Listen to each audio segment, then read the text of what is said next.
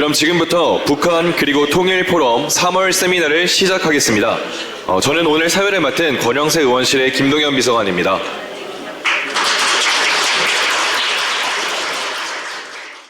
다음은 오늘 참석하신 내빈 및 참석자 소개가 있겠습니다. 먼저 바쁘신 일정에도 불구하고 참석해주신 부산 사옥을에서 육선 의원이신 조경태 의원님 소개드립니다.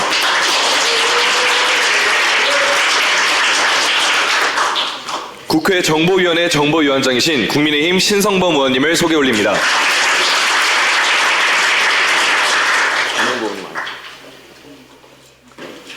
외교통일위원회 간사이신 국민의힘 김건 의원님께서 참석하셨습니다. 최영두 국민의힘 국회의원님 참석하셨습니다. 그리고 오늘 토론회를 주최해 주신 권영세 대표 의원님을 소개해 드리겠습니다.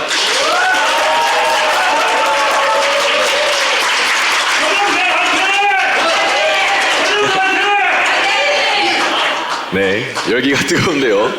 이 열기 그대로 오늘 토론회를 끝까지 참석해 주시면 감사하겠습니다. 포럼 준비를 위해 수고해 주신 김기웅 연구책임위원님께서는 오늘 대구 경북 통합 집회로 인해 오후 3시경 오실 예정이라는 것을 안내 말씀드리겠습니다. 다음은 발제자분들을 소개해 드리도록 하겠습니다. 먼저 보다 나은 미래를 위한 반기문 재단 상임 이사시자 유엔 대사를 역임하신 김숙 이사님께서 발제를 맡아주셨습니다. 차두현 아산정책연구원 부원장님께서도 참석하셨습니다. 태영호 전 21대 국회의원이자 민주평화통일자문회의 사무처장님께서도 토론을 맡아주셨습니다.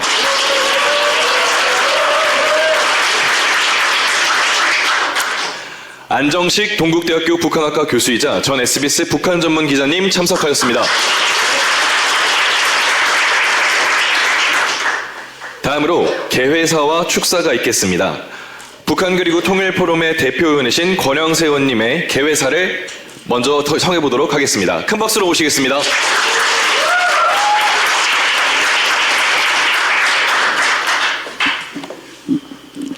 예, 권영세 의원입니다. 요즘 바쁜 시기인데 이렇게 많은 분들이 참석을 내외에서 해주셨습니다. 그리고 특히 요즘에 우리 의원님들 이 바쁜 시기죠. 이 정월 대보름 근처라서 지역 행사도 굉장히 많은데 우리가 뭐 여기 참석하신 분들이 뭐 대부분 아시다시피 필리버스터 하느라고 거의 뭐 이 지역도 못 가시고 그리고 그래서 지역에 내려가셔야 되는데도 불구하고 이렇게 또 회의에 참석해 주셔서 우리 조경태 의원님 같은 경우도 좋은 말씀 해 주실 거로 예상이 되고 또 우리 두 분 의원님도 우리 신성범, 최영도 두 분 의원님도 좋은 말씀 해주실 거라고 생각을 하고 또 우리 김건 의원님은 오늘 김기웅 의원님, 우리 책임연구위원이신 김기웅 의원님을 대신해서 우리 이 좌장으로서 이 역할을 해주시기로 했다고 들었습니다. 바쁘신데 대단히 감사합니다. 그리고 무엇보다도 이번에 세션이 대단히 의미가 있는 게 우리 대북 문제에 있어서 그리고 국제 문제에 있어서 누구보다 전문가이신 우리 김숙 대사님, 뭐 아까 다른 이름으로 소개를 했습니다만 저한테는 김숙 대사님이 익숙합니다. 김숙 대사님께서 좌장을 맡아서 또 발표를 해주시고 또 우리나라에서 사실은 싱크탱크가 미국에 비해서는 절대적으로 부족한데 외교안보 분야에 있어서 아주 독보적으로 외국에서도 인정을 받고 있는 아산정책연구원의 부원장을 맡고 계신 우리 차두현 이 부원장님께서 또 우리 토론을 해주시고 또 여러분 뭐 말할 것도 없이 다 잘 알고 계시는 태영호 의원님께서 전 의원님께서 또 얘기를 해주시고 또 우리 언론계에 원래 계셨습니다만은 계속해서 북한을 취재하면서 북한 관련에 대해서 깊은 연구를 해 오시다가 지금은 이 교수님으로 계시네요. 우리 안정식 교수님께서 또 좋은 말씀을 해 주시기로 했습니다. 사실은 요즘이 굉장히 복잡한 시기입니다. 여러분 요즘 뉴스에서 매일 보시듯이 미국과 이스라엘이 이란을 공격하는 모습 그리고 또 이란이 거기에 대응해서 주변국 미국들에 대해서 마구 뭐 이렇게 미사일이라든지 드론이라든지 이런 거를 퍼붓는 모습을 보면서 여러 가지 복잡한 생각이 드실 거고, 또 그 과정 중에 그 미국과 이스라엘 폭격으로 이란의 최고 지도자 하메네이가 그 자리에서 죽었습니다. 이 부분이 우리 경우에 있어서는 이 북한의 김정은 이 위원장이 굉장히 이 부분에 대해서 두려움을 느낄 것이다. 뭐 이런 얘기들이 많이 나오고 있습니다만은 어쨌든 이 굉장히 빠르게 그리고 알 수 없게 변화하는 국제 환경 속에서 우리가 어떻게 포지셔닝 해야 될지 부분에 대해서 이 다른 뭐 경제 이런 거에 못지않게 우리가 중요하게 생각을 해야 될 텐데, 또 여기 오늘 제목이 미국 다시 만난다면입니다만은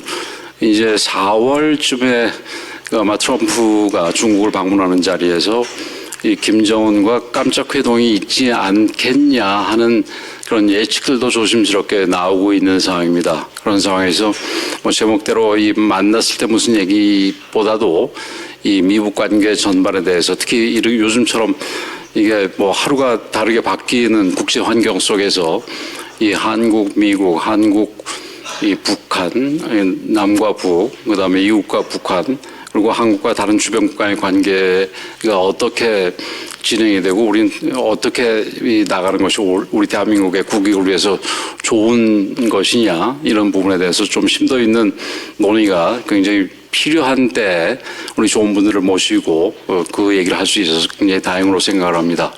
오늘 그 네 분의 좋은 말씀 잘 듣고 저희들이 이제 국회에서 일을 해나가는 데 있어서 많은 참조를 하도록 하겠습니다. 다시 한번 이 좋은 말씀 미리 감사드리고 또 참석해 주신 여러분들께도 감사하다는 말씀을 드립니다. 감사합니다. 네, 우리 개회사를 해주신 의원님께 다시 한번 뜨거운 박수 부탁드리겠습니다. 네, 개회사 중에 국민의힘 조배석 의원님 함께 해주셨는데요. 여러분 큰 박수로 환영해 주시길 바랍니다.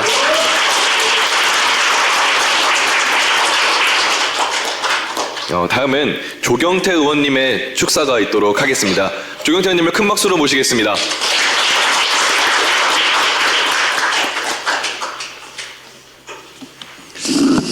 네, 한국이 외부적인 요인에 의해서 충격을 상당히 많이 받는 나라라는 것이 이번에 또 한 번 더 증명이 된 게 주식이 폭락하고 있습니다.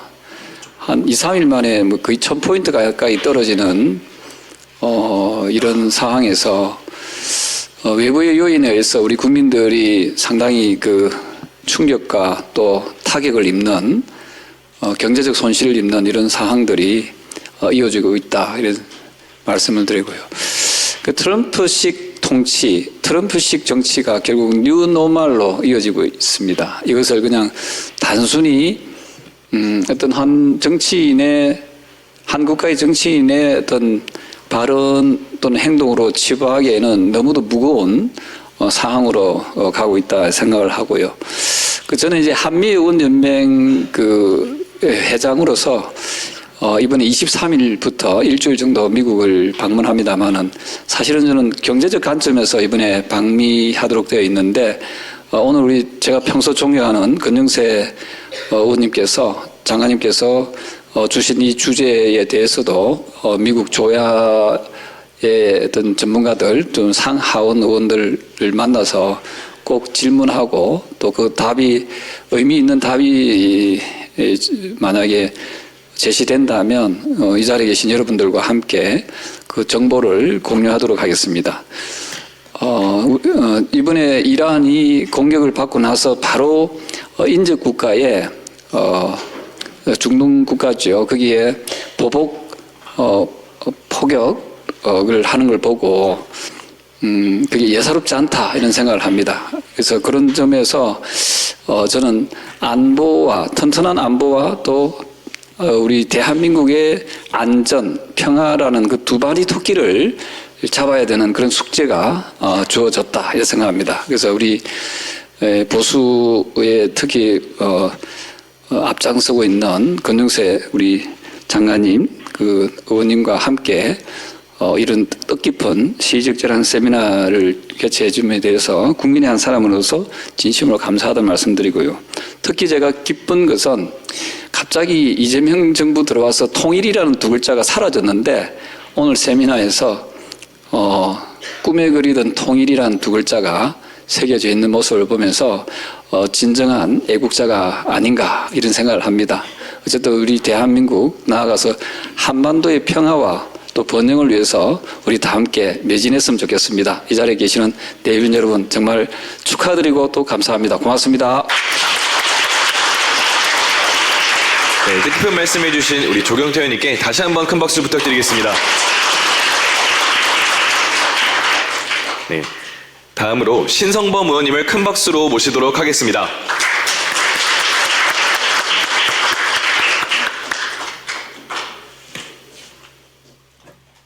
네, 국회 안에서 정보위원장직을 맡고 있는 신성범 의원입니다. 우리 권영세 선배하고는 모임을 같이 하고 있습니다.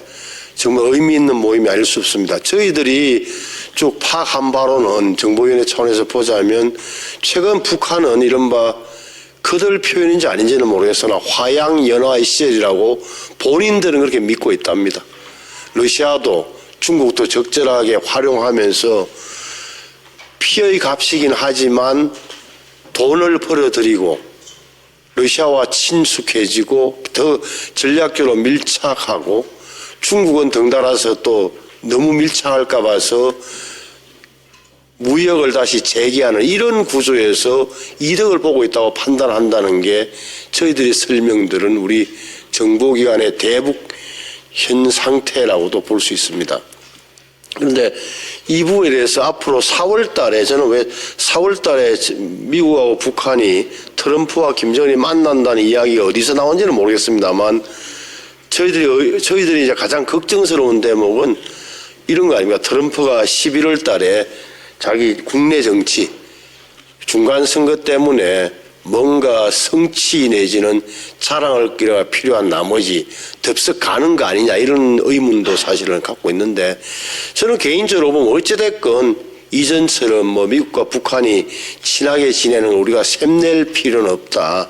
다시 말하면 우리를 바이패스하는 걸 우리 머리 위에서 우리 뒤에서 둘이 만나는 것을 우리가 옛날처럼 두려워할 이유는 별로 없을 것 같다는 생각도 개인적으로 합니다. 그럼에도 불구하고 저 부분이 결국은 핵 문제에 대한 어떤 식으로든의 현존하는 위협은 그대로 둔 채 이렇게 이어질까 봐 하는 생각은 아마 모든 분들이 하고 계시리라고 믿습니다.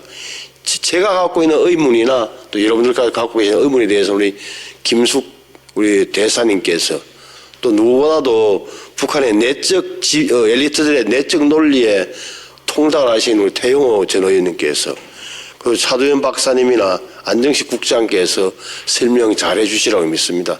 다시 한번 우리 이런 모임이 계속 잘 좀 세미나가 이루어져서 진지한 논의의 장이 많아졌으면 좋겠고 기회를 주신 권영세 선배님께 감사드립니다. 고맙습니다. 네, 축사해 주신 신성범 의원님께 다시 한번 큰 박수 부탁드립니다. 이제 본격적인 토론에 들어가겠습니다. 오늘 사실 제가 준비하진 않았는데 준비한 거 보면서 제가 놀랐습니다. 왜냐하면 제가 그렇게 우리 이분 여기 오신 분들 모시고 세미나를 하고 싶었는데 역시 권영세 우리 대표님께서 오시니까 다 우리나라에서 제일 큰 전문가분들이 나오셔가지고 특히 우리 김숙 대사님은 제가 그 북핵 협상과장 할 때 저희 한반도 평화교섭 본부장으로 제가 모시고 일을 해서 그래서 특별한 인연이라 제가 작년에 세미나에 제가 그렇게 모시려고 그랬는데 안 오시더라고요. 근데 오늘 오셔서 조금 섭섭하기도 하고 근데 오늘 주제가 미국이 다시 만난다면 이고 그다음에 아마 두 파트로 나눠서 먼저 미국은 어떤 생각일까를 보는 것 같고 거기에 대해서 우리 김숙 대사님께서 이제 발제를 해주시고 그다음 차두현 박사님께서 거기에 토론을 해주시고 그 다음에는 북한은 그럼 어떤 속내를 갖고 있을까 하는 걸로 우리 태용호 의원님께서 먼저 발제를 해주시고 거기에 대해서 우리 안정식 교수님이 토론을 해주시는 걸로 해서 발제와 토론 시간을 각각 10분으로 해서 저희가 먼저 진행하고 또 플로어에서 질문을 받는 걸로 그렇게 하겠습니다. 그러면 먼저 우리 김숙 대사님께 발제를 부탁드리겠습니다.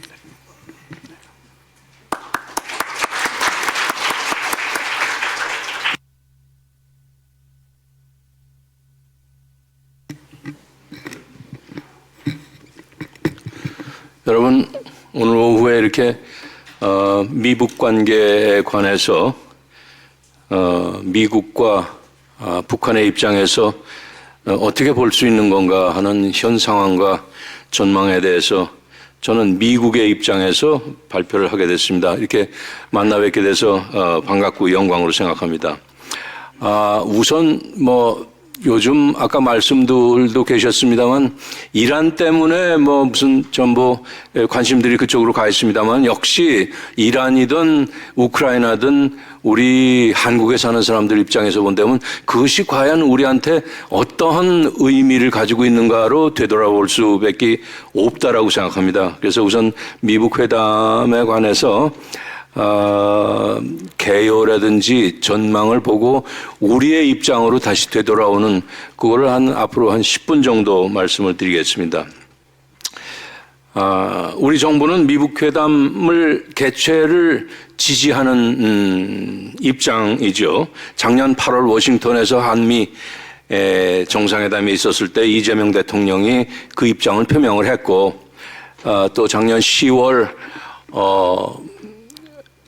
트럼프 대통령이 에이펙 참석자 한국에 오기 직전 일본에서 얘기도 북한 김정은과의 만남을 희망을 하고 있다라고 그렇게 얘기를 했습니다. 두 정상이 공식적으로 그렇게 얘기를 했는데 지난 2월 중순에 백악관에서 기자가 물어봤습니다. 트럼프 대통령한테 김정은 위원장과 금년도에 만날 계획이 있느냐라고 그랬더니 가만히 한번 쳐다보더니 답변을 안 하고 그냥 지나갔어요. 답변 안 하는 것도 답변으로 생각합니다.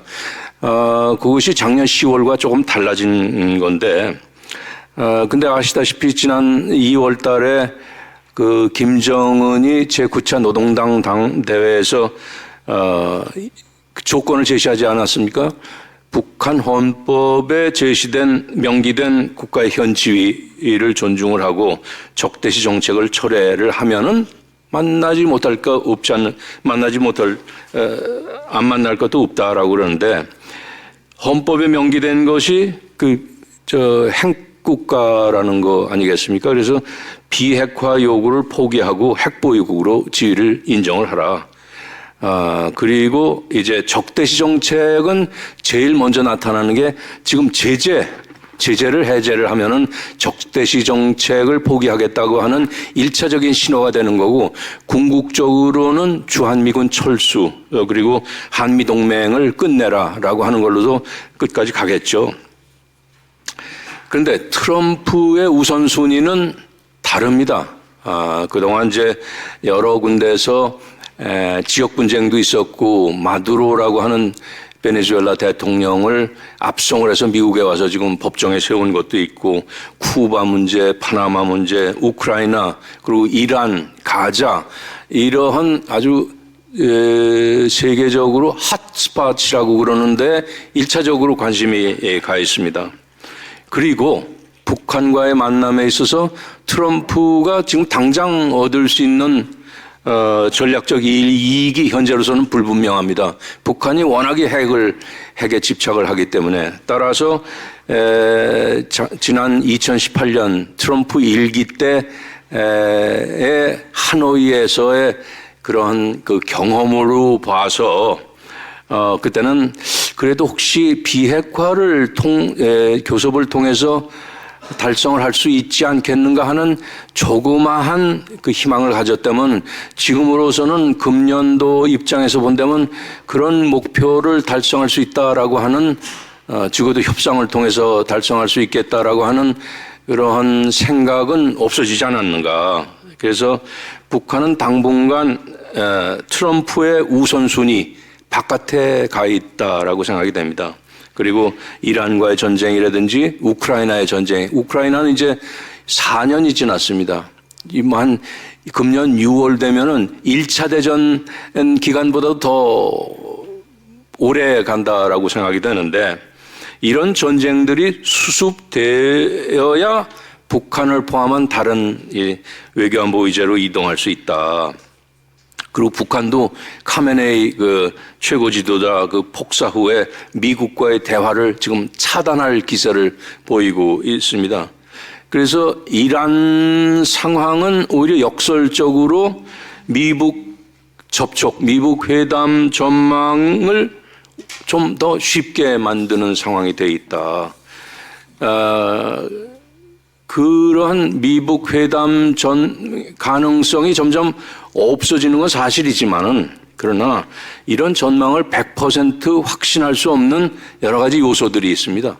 그 중에 하나가 트럼프의 아주 유일 독특한 그런 리더십 요인이 아닌가 하는데 그 사람은 예측 불가능성, 그 투명성도 없고 제도에 대한 그 제도와 관행에 대해서 존중할 수 있는 것도 없고 그리고 국제법과 국제 관행, 그 다자주의에 대해서 존중이 없고 정상적인 채널을 무시하고 오직 자기 특유의 리더십으로 모든 상황을 이끌고 가려고 하는 그런 게 있습니다. 요즘에 그 경제, 관세, 뭐 이런 거에서도 보다시피 그리고 또 동맹무시라든지 그리고 스트롱맨들, 푸틴이나 김정은과 같은 그 독재자들에 대한 친근감 표시, 이제 그런 것들에서부터도 나타나는 이 독특한 지도자의 그 특성이 있는 것이죠. 그래서 작년인가 언제 그 서울대학교 교수가 지금 우아한 위선의 시대는 가고 정직한 야만의 시대가 왔다라고 아주 멋있는 그 표현을 인문학적인 표현을 쓰면서 현 상황을 표현했습니다만 이게 사실 가치에 근거한 전통적 동맹의 시대는 갔다. 그리고 적나라하게 개별 이익을 추구하는 그런 시대가 도래했다라는 거고 국제사회에 있어서는 이제 국제법과 같은 기존 규범 논리보다는 힘에 의한 정치가 지배하는 현실을 설명하게끔 돼 있습니다. 이것이 적어도 5년, 10년 전보다 많이 변하고 있고 앞으로도 더 변하게 되는 추세가 아니겠는가. 그러면은 과연 트럼프, 우리 흔히 얘기하고 그럴 때 그 미친 사람이다, 뭐 어쩌다 그런 얘기들을 하고 있는데 그 트럼프 대통령은 과연 미친 사람이냐? 라는 질문을 할 수가 있는데 저는 그런 질문은 오류라고 생각을 합니다. 그 사람의 리더십이 독특하고 그 비합리적이고 비이성적이고 도덕성이 결여되고 그랬다라고 하지만은 미국을 이끄는 지도자로서 타인과는 비교할 수 없는 아주 전혀 다른 고유한 세계관을 보유하고 있다라는 뜻에서 미쳤다라고 생각을 하면은 우리가 거기에 대한 전략적 대응을 하는데 상당히 문제가 있겠다라고 합니다. 그 미국 간에 다시 만난다면 이라는 제목입니다만은 그 미북 회담이 일어날 가능성을 생각을 하는데 북한 비핵화 의제가 그 중심에 있습니다. 그걸 빼놓고는 얘기할 수가 없죠. 그런데 이론적으로 생각하면은 약 한 3개 정도의 시나리오가 가능하다고 봅니다. 첫째, 북한이 비핵화를 의제로 수용하고 회담에 응한다. 이건 현재로서는 아주 상당히 비현실적인 것이 첫째 시나리오고, 두 번째로는 의제를 전제 조건으로 하지 않은 채 모호하게 해서 회담에 참석을 한다. 이것도 상당히 불가능하진 않지만은 낮은 가능성이라고 생각이 됩니다. 현재로서는 양측의 입장을 보건대 비핵화 요구를 포기해라 미국이 그러면은 회담에 응하겠다라고 하는 게 이제 북한의 입장이고 그 북한의 시각에 대해서는 태영호 의원님께서 나중에 더 구체적으로 말씀을 드리도록 하겠죠. 근데 트럼프 대통령이 그동안 얘기해왔던 것 중에 하나가 북한의 핵 보유 능력을 인정을 한다. 뉴클리어 파워라고 얘기를 해서 우리한테 좀 파장이 컸습니다. 저는 그것을 제 나름대로 해석을 하자면은 현실적으로 북한이 그걸 핵무기를 40개가 됐던 60개가 됐던 가지고 있는 건 사실입니다.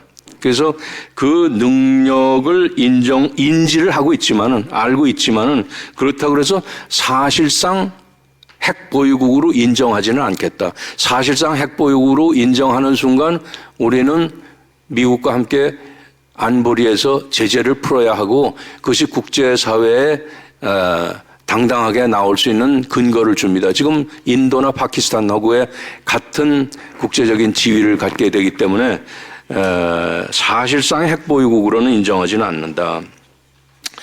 이번에 그 이란에 대한 공습이 가져다 준 여러 가지 그 교훈이 있을 터인데 거기서 몇 가지 우리한테 의미가 있는 걸 뽑자면 첫째로 미국이 이란의 핵 무기 보유를 절대 용납하지 않겠다라고 하는 의지를 보여줬죠.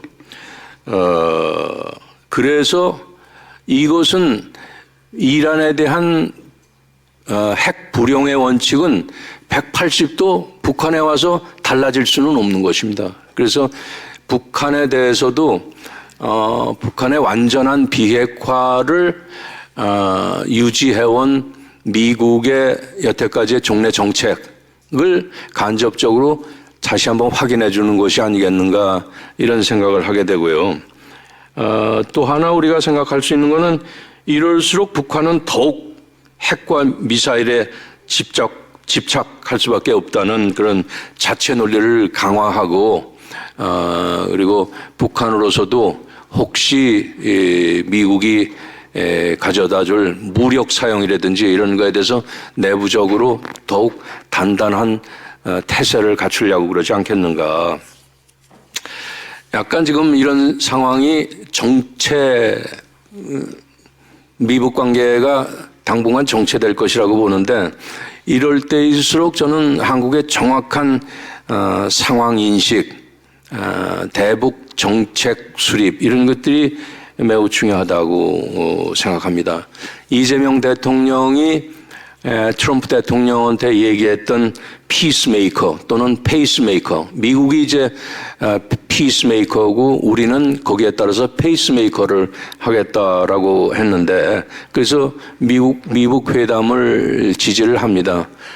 저는 개인적으로 피스메이커, 페이스메이커라는 개념에 동의는 하지는 않습니다. 그 자칫 잘못하다간 우리나라의 그 운명을 우리는 방관자 입장에서 페이스메이커만 하느냐라고 하는 그런 생각도 들게 하기 때문에 이게 언어 규정이 이게 굉장히 중요합니다. 따라서 피스메이커나 페이스메이커라는 말을 쓸 적에 조심을 해야 된다라는 뜻에서 정치인들이 말하는 그런 그 모토와는 달리 저는 좀 신중하게 생각을 해야 한다라고 하는데 아무튼 우리나라 정부는 여태까지보다 좀 더 적극적으로 미북한 간의 만남을 환영하는 건데 그런데 방금 말씀드렸습니다만 미국, 북한의 양측 입장을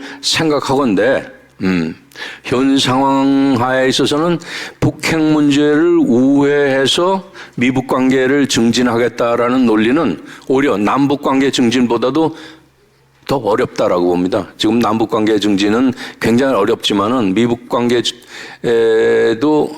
더 그에 못지않게 어려운데 그 요즘 북한의 협상과 대화를 통한 핵 포기가 난망시되는 상황 하에서 그냥 회담만 어떻게 한번 회담을 위한 회담, 성사를 위해서 여러 가지 대안 또는 얘기들이 나온 적이 있습니다. 예컨대 스몰 딜을 하면 되지 않겠느냐, 일부 동결 같은 거 말이죠. 또는 그 중간 단계 합의, 인터림 메저라고 하는 거 하자. 또는 핵 군축을 하면 될 거 아니겠느냐, 이런 얘기들이 있는데 이건 아주 높은 위험이 수반되는 얘기다. 이럴 경우에는 북한의 핵 보유를 영속화하고 우리나라로 보아서는 우리의 그 핵보 옵션 검토를 불가피하게 하고 일본은 어떻게 되겠습니까? 이러한 재앙적인 연쇄 반응을 가지고 올 거기 때문에 그렇게 된다면 이 좁은 동북아 지역의 핵 집중화가 불가피하게 된다. 그래서 그런 것은 좋은 옵션이 아니다.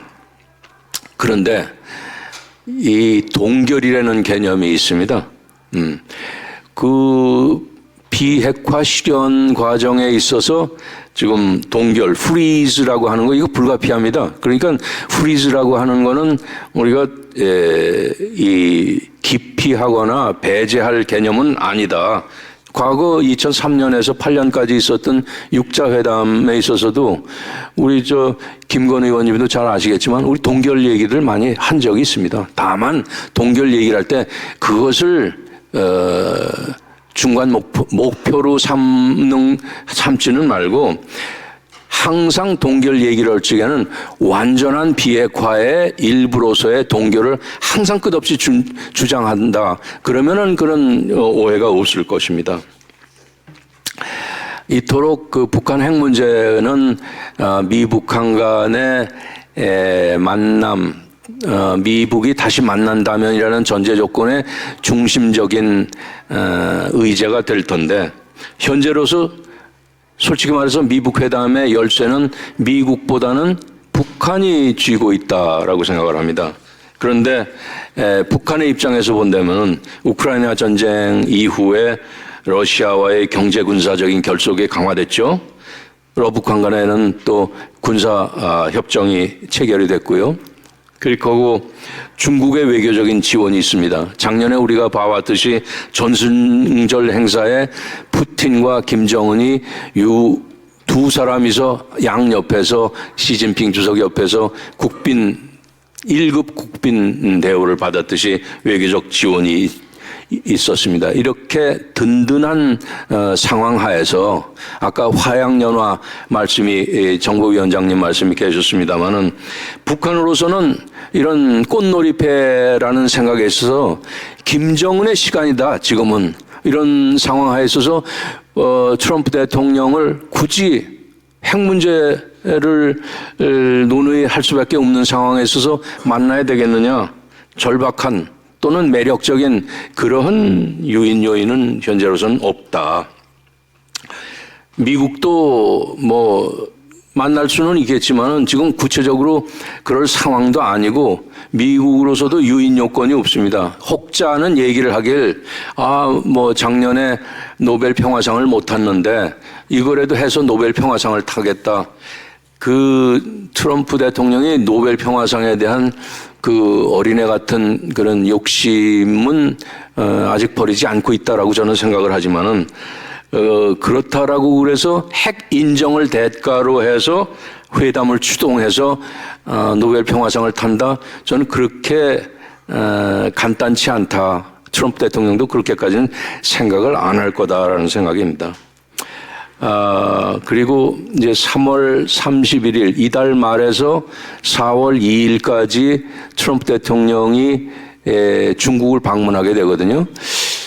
몇몇 사람들은 이번에 방문을 해서 할 때 그 미북 관계 또는 북한 핵 문제에 관해서 중국과 모종의 합의를 이룰 그런 가능성 같은 것들도 기대를 해보는데 요번에 이란 문제도 있고 그런 걸 보면은 미중 간에는 자기네들만의 양자 의제가 너무나도 중요한 것들이 있고 그래서 북한과 관련해서 뭔가 의미 있는 합의 또는 미 북한 간의 양국 지도자가 만날 수 있는 가능성 같은 건 저는 그렇게 크게 보지는 않습니다. 현재로서는 이제 여러 가지 상황 요인이 있고 거기에 어떻게 미국과 북한이 반응을 하느냐 이런 것들이 금년 내에 좀 지켜봐야 할 거지만 저는 한마디로 말씀드리면은 금년도 회담 가능성은 낙관보다는 비관적이다. 이렇게 딱 부러져서 얘기하다가 나중에 또 실제로 일어나게 되면은 좀 제 입장이 곤란하지만 아무튼 여러분들한테 제 의견을 흐리멍텅하지 않게 보여드리는 것이 낫겠다라고 생각합니다. 제 말씀을 마무리하겠습니다. 이런 상황 하에서 미북한 간의 회담 가능성의 전망에만 그치지 말고 워렌 버핏이 얘기를 했습니다. 비가 올 거라고 예상만 하지 말고 비가 온 다음에 방주를 만드는 게 데다가 신경을 쓰라라고 했듯이 우리는 어떻게 해야 되는가라고 하는 거. 앞으로 이 북핵 문제와 미북한 관계 증진에 관해서 한미 간에 인식의 격차가 있습니다. 우리는 일단 만나서 뭐 해라라고 하는 거고 미국의 경우는 그래도 의제를 정해놓고 전략적 목표를 달성하기 위한 그런 노력을 해야 된다라고 하는 그렇게 하기 위해서는 북한 핵 문제와 미북 관계 증진에 관해서 아주 미묘하게 서로 다른 동맹 간의 인식의 공백이 있어서는 안 되겠다. 요거를 메우는 노력이 중요하다. 그래서 그 피스메이커와 페이스메이커 간의 전략적인 목표에 있어서 이중적 구조로 가서는 안 된다. 지금 상당히 좀 우려스러운 이 한미 그 방위 동맹이 지금 나타나고 있습니다. 한미 간의 훈련이라든지 주한 미 사령관의 발표문과 우리 국방부 간의 그 차이라든지 이런 것들이 우려스러운 쪽으로 가고 있는데 동맹 간에 그러한 국민이 우려스러워할 만한 그런 요인을 없애는 게 좋겠다라는 거고 우리로서는 그 북한이 따라올 수 없는 것 여러 개가 있는데 뭐 경제력은 말할 수도 없고 그 중에 하나가 외교력입니다 우리. 그래서 한미 동맹 또 한미일 삼각 안보 협력 그리고 국제사회에 있어서의 우방국 나토 EU 이렇게 우리를 지지해주는 네트워크 외교 네트워크가 우리가 굉장히 우위에 있는데 이런 것들을 통해서 국제사회와 유엔에서 완전한 비핵화를 추진하는데 앞장을 서야 되겠고 마지막으로 한마디 더 붙이자면 북한에 대한 그 유화 정책의 한계를 우리가 좀 느껴야 되지 않겠는가. 북한은 뭐 철천지 원수처럼 얘기하고 적대국이고 하다고 그러는데 며칠 있다가 대통령께서 3.1절 경축사에서 이제 뭐 남북한 간에 우리는 북한을 흡수 통일할 의지도 능력도 가지고 있지 않다. 그러니 빨리 남북한 간에 만나자라고 하는 거는 저 사람들로 하여금 스토킹으로밖에 느껴지지 않을 거다. 통일은 포기하지 않고 아까 통일 의제를 말씀을 하셨는데 통일을 포기하지 않은 채 북한을 좀 단호하게 다루어서 국민들로 하여금 자존감, 자신감들을 갖고 중장기적으로 북한을 전체 체제로서 다루어 나갈 수 있는 그런 지혜를 좀 가져보자 우리 그런 생각입니다. 예, 감사합니다, 대사님. 좋은 말씀을 너무 많이 해주셔가지고 제가 정리를 할 수 없는데 일단 마지막에 세 가지 우리가 한미 간 인식 격차를 줄여야 되고 우리 외교력을 발휘해야 되고 그다음에 대북 유화 정책의 한계를 깨달아야 된다. 이거는 뭐 저도 너무나도 그렇게 생각하고 있는 거라서 좋은 말씀 감사드리고요. 그다음에 제가 하나 잘못했던 것 같습니다. 그 시간을 너무 적게 드려서 10분이라고 그랬는데 그 발표하시는 분은 한 15분은 제가 꼭 드려야 되지 않을까 싶고 일단 토론은 원래대로 한 10분 하시는 걸로 해서 차두현 박사님께 토론 부탁드리겠습니다. 예, 그 많은 면에서 김숙 대사님이 발제해 주신 거에 저도 공감을 합니다. 제 토론문은 이미 배포가 돼 있기 때문에 이걸 그대로 읽지는 않겠고요. 몇 가지 요점 중심으로 말씀을 드리겠습니다. 일단은 결론적으로 먼저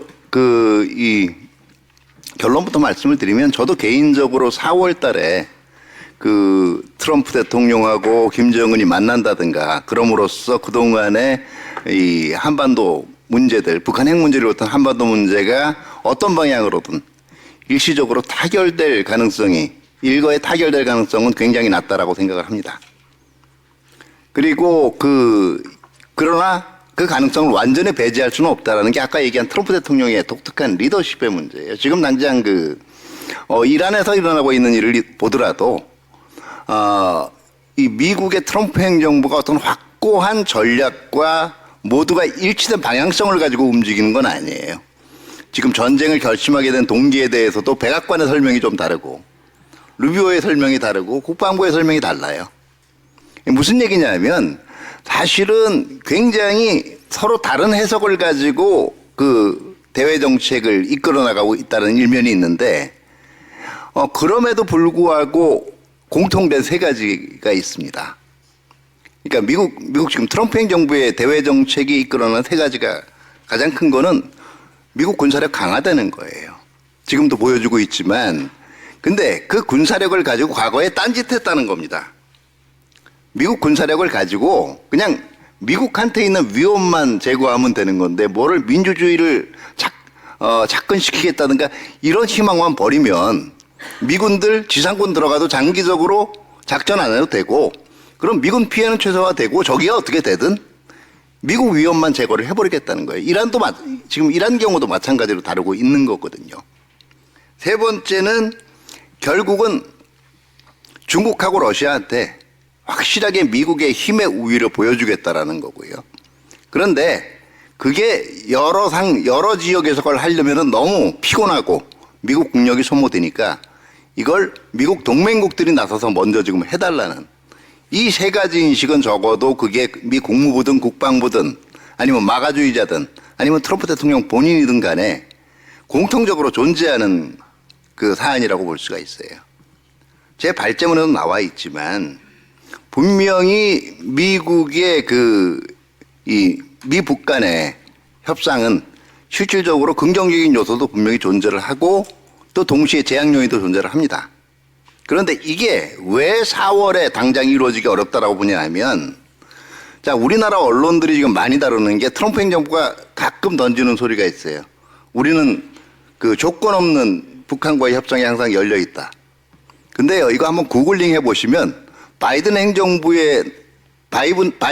때 계속 표명되던 입장하고 거의 억구의 차이가 없어요. 그러니까 다시 말해서 기존 입장의 반복이고 내가 굉장히 중요한 기존 의제에 대해서 양보를 해가면서까지 북한하고 얘기하지는 않겠다는 겁니다. 예, 저도 기본적으로 현재 미북 협상의 키는 미국보다는 북한에 쥐어져 있다라는 거예요. 근데 그게 잘못해서 그러면 북한이 협상에서 더 급할 경우 우위에 있느냐? 그게 아니라는 얘기예요. 미국의 입장에서는 우선순위가 굉장히 낮고, 그리고 굳이 그 우선순위를 변동시켜가면서까지 북한하고 지금 대화에 매달릴 동기가 굉장히 낮다라는 겁니다. 대표적인 게 가령 북한의 이제 위협 문제, 핵 위협 문제를 그동안 트럼프가 계속 북한은 뉴클리어 파워고, 그 다음에 북한이 가지고 있는 핵 위협, 본토에도 위협을 갈 수 있다는 얘기들은 했어요. 근데 문제는 미국이 지금 트럼프 행정부 들어와서 핵 능력의 업그레이드를 선언했거든요. 그리고 이란 경우도 봤지만 핵을 비롯한 대량 살상 무기를 발사 이전 단계에서 랩토프 라운치라고 하는데 이 기법도 점점 발달하고 있다는 거예요. 그리고 핵 위협의 인식 자체가 사실은 과거보다 오히려 바이든 행정부 때보다 트럼프 행정부 때 낮아질 수밖에 없는 상황이라는 거고요. 가장 중요한 게 우선순위의 문제입니다. 어떻게 보면 이게 북한이 미국에 대해서 메시지 전달에 대해서 하나 미국을 잘 모르고 실패한 부분도 있을 수가 있는 건데 트럼프 입장에서 생각을 할 땐 이런 거예요. 결과적으로 김정은이 검증되지도 않은 핵 기술을 가지고 언제든지 미 본토를 위협할 수 있다라고 얘기하는 것보다 적어도 미국 유권자의 뇌리 속에는 자, 미국 시민들이 일상적으로 마주칠 수 있는 게 결과적으로 북한인들 별로 만나본 적이 없거든요. 근데 무슬림들은 미국 사회 안에 있단 말이에요.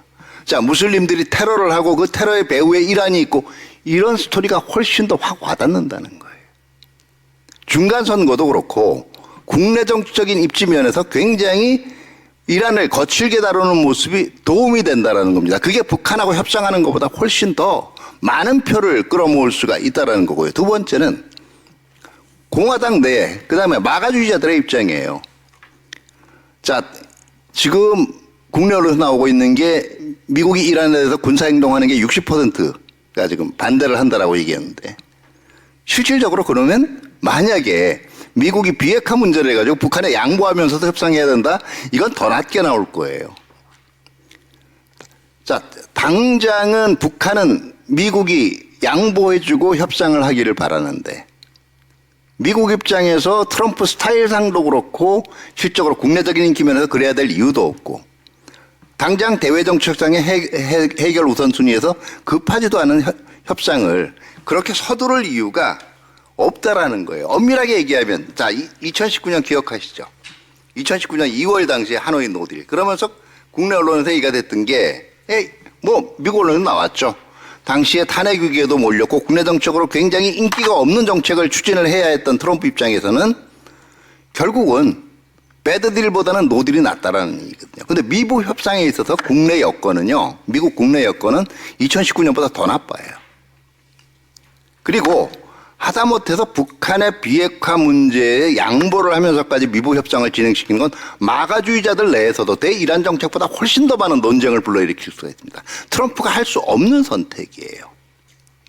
그런데 자 그럼에도 불구하고 만약에 어떤 협상이 이루어진다. 4월은 아니지만은요. 그러면 트럼프가 택할 수 있는 길은 이런 거예요. 아까 제가 볼 때는 김숙 대사님이 얘기하신 세 번째 시나리오입니다. 북한이 지금 중동 문제하고 우크라이나 문제 처리해야 될 동안 사고 안 치고 미국에 대해서 위협적인 발언 안 하는 거고요. 두 번째는 북한이 북중러의 작년에 전승절 열병식 했던 것과는 달리 반미 반서방 연대의 선두에 선 듯한 이번 외무성 대변인 성명하고 비슷한 거예요. 그런 얘기 안 하고 다니고요.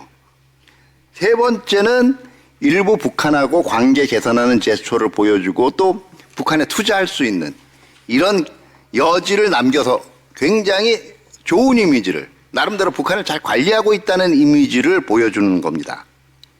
근데 이게 세 번째 시나리오가 우리한테는 오히려 재앙이 될 수가 있다는 거예요. 왜냐하면 첫 번째, 바로 북한이 미 본토에서 핵위협을 동결이나 미사일 성능을 제한하는 그 카드 대신에 요구를 할 수가 있는 게 한미연합훈련이라든가 한미동맹의 이른바 얘기하는 한미동맹 모더나이제이션이죠. 이 부분에 대한 연기라든가 이거 자체는 트럼프가 사실은 오히려 한국 정부도 그걸 원한다라는 빌미하에 가장 쉽게 택할 수 있는 대안 중에 하나예요.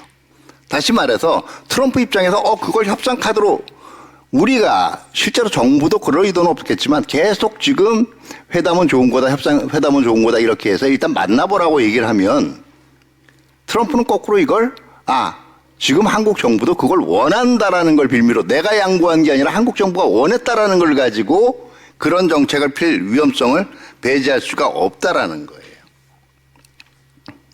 자, 두 번째 또 하나 저는 정반대로 열려있는 위험성이 있어요.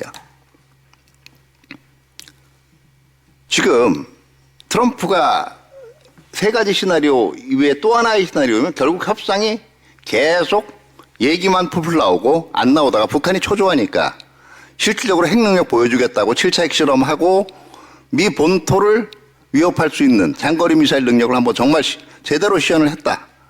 그럴 경우 나올 수 있는 얘기가 굉장히 무서운 얘기예요. 2018년 미북 협상 국면 전에 한참 그 파이어 앤 퓨리 트럼프 대통령의 화염과 분노와 그 다음에 그 김정은의 미 본토 괌 타격설이 맞부딪힐 때 이런 얘기를 한 적이 있어요. 그 당시에 린즈 그레이엄이라고 공화당 상원의원한테 트럼프가 이런 얘기를 했거든요. 사람이 만약에 수천 명이 죽어나간다고 해도 저기서 죽는 거지 여기서 안 죽는다. 지금 그거 이란한테 하고 있는 거예요. 트럼프 입장에서 충분히 그 카드로 고려할 수가 있는 거고, 그게 왜 그러냐면요. 지금 봤겠지만 지금 중동 국가들한테 아마 이번 이란 사태가 어떻게 정리되든 보여줄 수 있는 교훈은 분명할 겁니다. 역시 핵을 가졌어야 된다. 이게 시리아도 그렇고 나머지 국가들이 모두 그렇게 생각을 할 거예요. 결코 트럼프는 비핵화 문제를 포기할 수 없어요.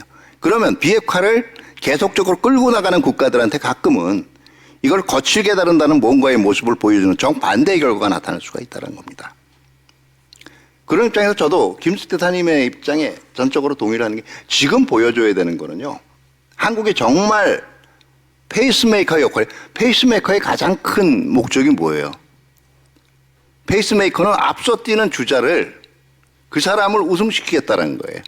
그 이익에 부합해요. 근데 페이스메이커가 이 주자가 아니라 다른 주자를 가지고 우승시키려고 하면 결과적으로 페이스메이킹도 안 되고 그 게임 완전히 망해버립니다. 결과적으로 그런 쪽으로 갈 수 있다는 첫 번째, 그러니까 동맹 자체가 약화될 수 있다는 생각이 있을 거고요. 그런 동맹 자체가 약화되는 오히려 와중에서는 트럼프가 어차피 내가 군사행동을 해도 북한이 DC를 그대로 공격할 수 있다고 지금 상황에서 보지는 않을 거예요. 그럼 이란 공격할 때 논리가 그거거든요. 언젠가 할 수 있기 전에 지금 다뤄버리겠다라는 거예요. 기존의 동맹 관계가 제대로 돌아갈 때는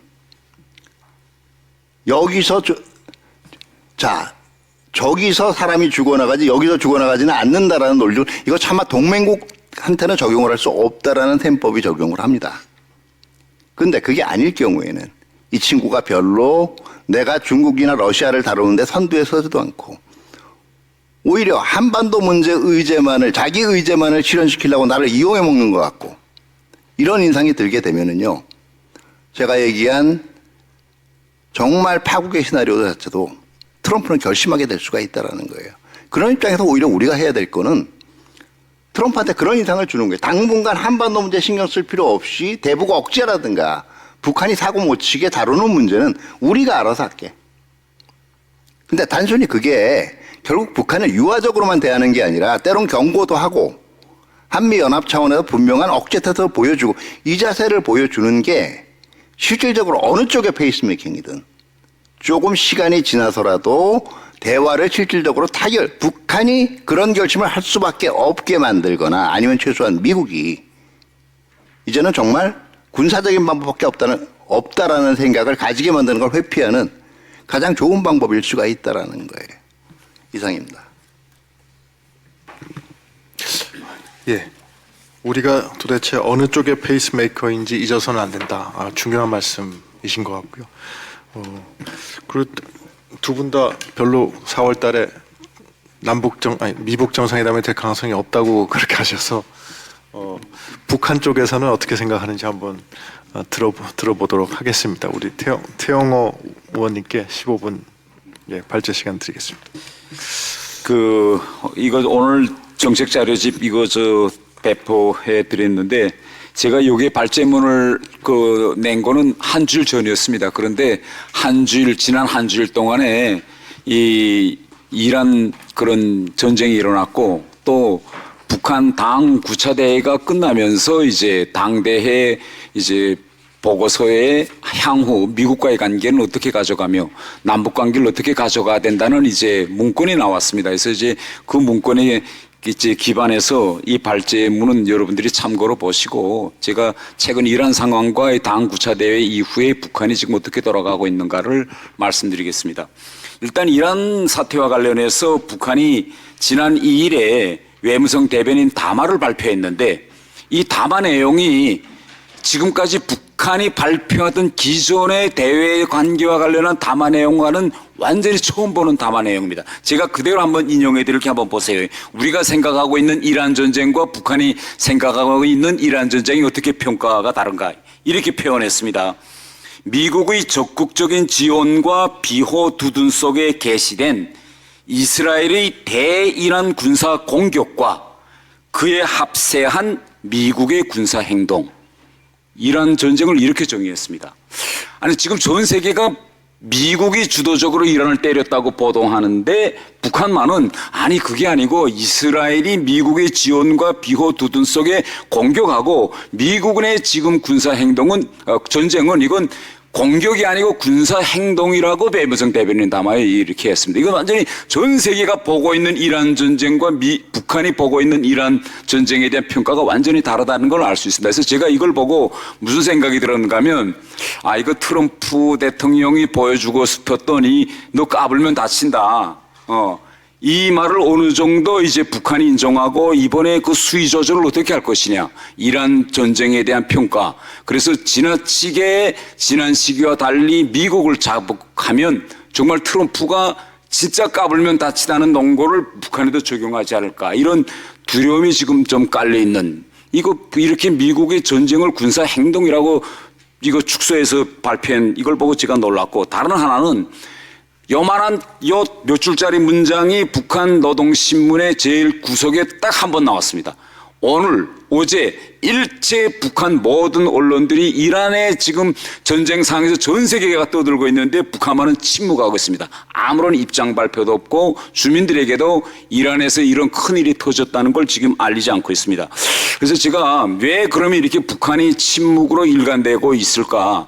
북한이라는 나라 한 데는 이란이 미국으로부터 이렇게 공격을 당했다는 게 대단히 큰 충격적인 뉴스입니다. 왜 충격적인 뉴스인가 하면 이란이 지금까지 핵 개발과 미사일 개발은 거의나 북한 기술자들과 북한의 기술 인력이 현지에 가서 도와준 이런 수많은 사람들이 거기에 가 있었고 다른 하나는 이란이란 나라가 항상 북한이 바라본 이란이 어떻게 저렇게 미국하게 뻗치고 대항할 수 있었느냐.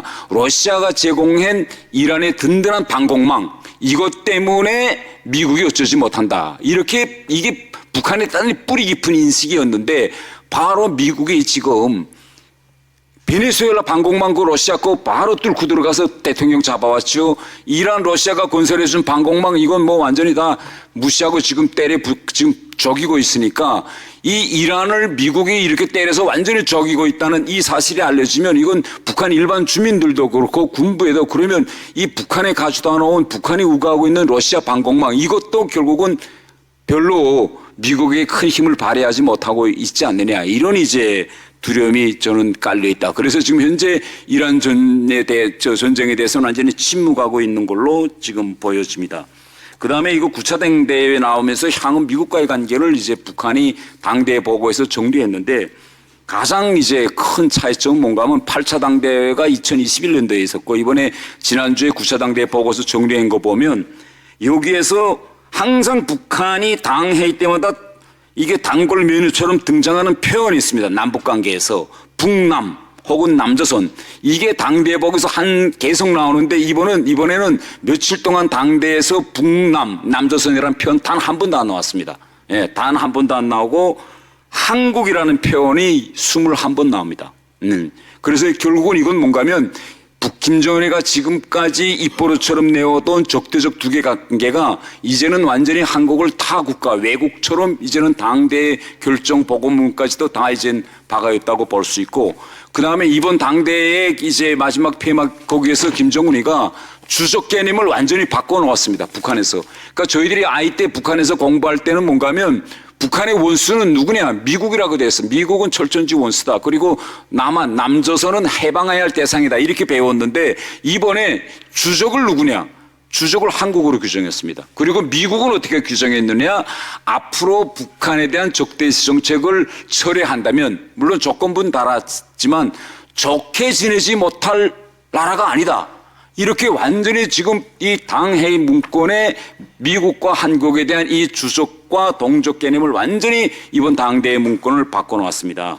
그래서 이 연장선에서 이제 향후 우리 미국 제가 이게 새 식순에 보니까 점회담이라고 표현했던데 그럼 북한이 바라본 향후에 이제 미북 정상회담의 가능성 여부에 대해서 제가 좀 몇 가지 말씀드리자고 합니다. 이제 앞서 우리 김숙 대사님하고 우리 차대현 부원장님께서 이제 전망하신 이런 데 대해서도 저는 이제 전적으로 지금 동의합니다. 그래서 일각에서는 4월 트럼프의 중국 방문이 미북 간의 정상회담의 한 기회가 될 수 있지 않을까 이렇게 지금 생각하는데 저는 일단 트럼프 대통령 입장에서 4월에 김정은하고 만난다 내 생각엔 트럼프 대통령 자체가 이걸 부담시할 것 같습니다. 왜냐하면 지금 어제도 미 국방장관이 기자회견에서 이번 이란 전쟁의 최종 목표가 뭐냐? 최종 목표가 두 가지를 이야기합니다. 하나는 절대 이란과 같은 나라에 핵무기를 쥐어줄 수 없다. 다른 하나는 리즘 체인지다. 트럼프도 딱 같은 이야기를 합니다. 그런데 아니 이란에 대해서는 핵을 용납할 수 없기 때문에 전쟁까지 불사하고 지금 때리는데 김정은하고 만난다라고 하면 비필경 지금 앞으로 이제 미국 중간선거를 앞두고 미국 유권자들이 트럼프에서 듣고 싶어 하는 답변은 그래 북한의 핵은 어떻게 된 건데 이란은 때렸는데 이런 답변을 트럼프가 내놓아야 되기 때문에 지금 현 시점에서는 트럼프 본인도 이거 지금 이란 전쟁 언제 끝나겠는지는 모르겠지만 이란 전쟁을 이제 지금 두 주 내지 속주로 보는 분들도 있고 한 녹주로 보는 사람들 이란 전쟁 끝나고 베이징에 가서 김정은하고 만난다면 전 세계가 핵에 대한 답을 달라고 하겠는데 김정은이 포기 안 할 것 같은. 그래서 오히려 저는 트럼프가 이란 전쟁 직후에 김정은하고 만나는 건 오히려 정치적인 그런 리스크가 있는 이기 때문에 피할 것 같고 두 번째 지금 이 문제는 지금 현재 이 미북 정상회담과 관련해서 미국과 북한 사이 입장이 지금 완전히 대치됩니다. 김정은은 이번에 당대회 보고에서 적대시 정책 철회를 조건부로 내놨습니다. 이거 없애라. 쉽게 이야기하면 북한을 핵보유국으로 인정해달라는 거고 거기에 대한 화답으로 미국은 조건부 없이 만나자 이겁니다. 조건부 없이 만나자와 철회. 그러니까 실질적으로는 조건이 있는 겁니다, 다. 그래서 이런 입장 차이 때문에 이렇게 쉽게 미북 정상이 마주 앉지 못할 것이다. 저는 이렇게 생각하고 세 번째는 싱가포르에서부터 시작해가지고 싱가포르, 하노이, 그 다음에 판문점 회담까지의 이 트럼프와 김정은이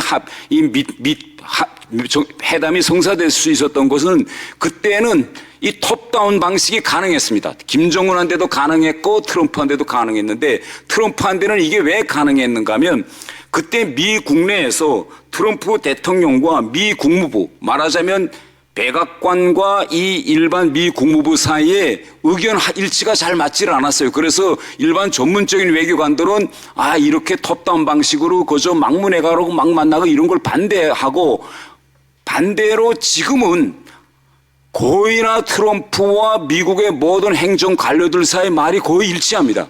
네, 트럼프가 하는 말도 우리가 헤그세스 국방장관이 하는 말, 그 다음에 미 국무장관이 하는 말 이야기해 보면 결국은 트럼프 2기 때가 1기 때에 비하면 트럼프가 완전히 행정 권력을 저는 장악하고 정책적으로 자기 수하 이 밑에 행정 권력을 장악했기 때문에 이게 하나로 움직이면 북한과 대화할 때 트럼프 독단적으로 이렇게 되자 저렇게 돼서 톱다운 방식이 저는 대단히 이제 가능하지 않을 것이다. 이렇게 저는 생각하고 그때 하노이, 싱가포르 이때도 북한에서 보면 김정은도 딱 같았어요. 트럼프도 톱다운 방식으로 하자고 하고 김정은도 톱다운 방식이었습니다. 그러니까 밑에 사람들이 이렇게 하자 저렇게 하자 다 무시하고 내가 트럼프하고 만나서 직접 할게. 이런 김정은의 독단이 대단히 심한 결과가 하노이 회담에서의 굴력이었습니다. 어느 정도 심했는가 하면 북한에서 김혁철이라는 이제 실무 대표단을 하노이에 먼저 보내서 사전 합의를 하라고 보내고 미국에서는 비건이 왔어요. 그래서 비건이 와 앉아서 하노이에서 회담을 해봤는데 김혁철이가 처음에 비건한테 하는 말이 첫 번째 말이 그겁니다. 난 아무런 권한도 위임받고 온 게 없다. 난 그저 가락에서 왔으니까 당신하고 사전에 합의할 일 아무것도 없다. 이게 김혁철이가 비건한테 이야기한 첫 마디예요. 그러니까 아니 그러면 정상들이 이제 곧 만나겠는데 아무런 사전 합의도 할 거 없이 왔으면 왜 왔느냐? 이 미팅이 필요 없네. 아 글쎄 난 어쨌든 아무런 권한도 위임받은 게 없다. 그래서 결국은 하노이에서 아무런 사전 합의가 없이 김정은과 트럼프가 만났거든요. 그런데 회담이 이렇게 굴욕적으로 끝나니까 결과가 어떻게 돌아왔느냐? 김정은이가 돌아가서 미국 라인에 있던 사람들 몽땅 다 숙청했습니다. 이영호 외무상으로부터 시작해서 그 밑에 미국 담당 부상, 거기에 나갔던 김혁철 지역 통역까지도 그 라인을 몽땅 다 도려내니까 지금 북한 이 외무성과 외교관들의 그 내부를 들여다보면 해외에 나가 있는 지금 북한 대사들 쭉 보면 기자들하고 인터뷰하는 대사조차 한 명도 없어요. 이거 까딱 말 잘못하면 이건 내 모가지다. 그러니까 이때는 그저 앞장 엎드리고 있어야 되겠다. 그러니까 이 전통 외교 라인 이 외교 관료들이 전혀 지금 움직이지 않을 겁니다. 왜? 트럼프하고 이제 만났다가 또 조금이라도 삐드고 하면 누구 책임이냐. 또 희생양 하나 잡아서 때릴 거니까. 그래서 이 행정 외교 관료 권력이 지금 이렇게 딱 숨죽이고 있기 때문에 과연 이 트럼프와 김정은 간의 회담을 성사시키기 위해서 관료들이 움직일 거냐? 저는 여기에 대해서 대단히 이제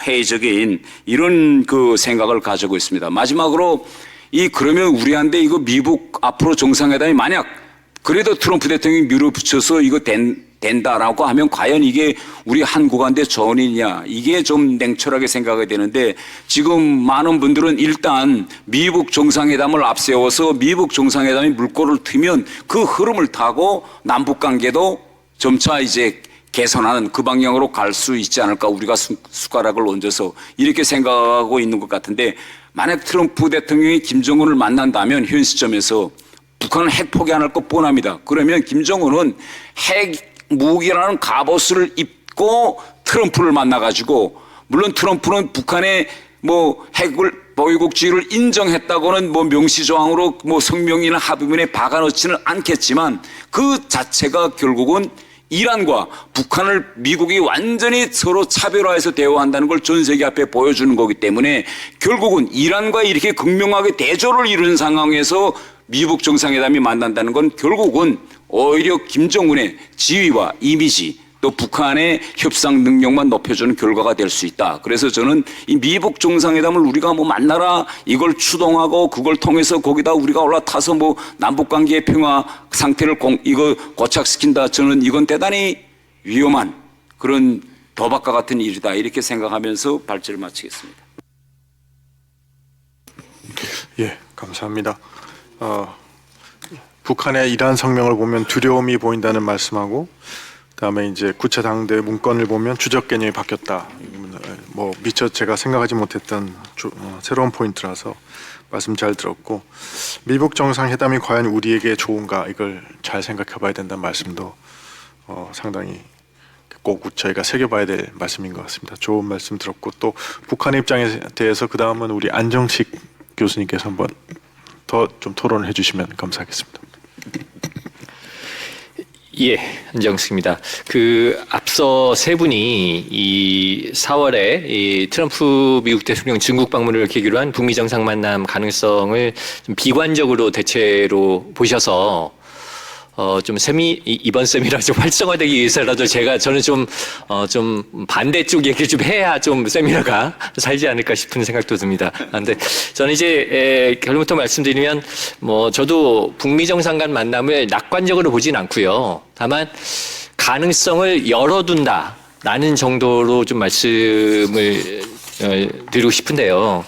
일단 이제 제가 맡고 있는 분야가 북한 입장에서 본 북미 정상 만남이기 때문에 이제 김정은의 입장에서 북미 정상 만남을 어떻게 볼 거냐 이 부분을 생각을 해보면 북한 입장에서 북미 정상 만남은 이 하노이 노딜이라는 거에서부터 생각할 수밖에 없습니다. 이 부분을 빼놓고는 이제 북한의 입장을 설명할 수가 없어요. 근데 김정은이 본 하노이의 노딜은 뭐냐?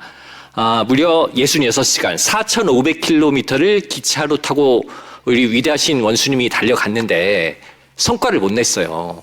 이건 북한으로서는 거의 굴욕적인 회담입니다. 있을 수가 없는 일이에요. 그래서 사실 그 하노이 노딜 하고 나서 평양까지 기차로 돌아가는 과정에 북한 간부들이 거의 무릎 꿇고 손 들고 가는 분위기였다 이런 얘기가 나오잖아요. 그래서 북한 입장에서는 그런 식의 회담은 절대 다시 할 수가 없습니다. 그러니까 앞서 태 의원님도 말씀하셨지만 일선 간부들도 다시 한번 해봅시다 할 수도 없고 김정은 입장에서도 내가 가서 합의한다는 보장이 없는데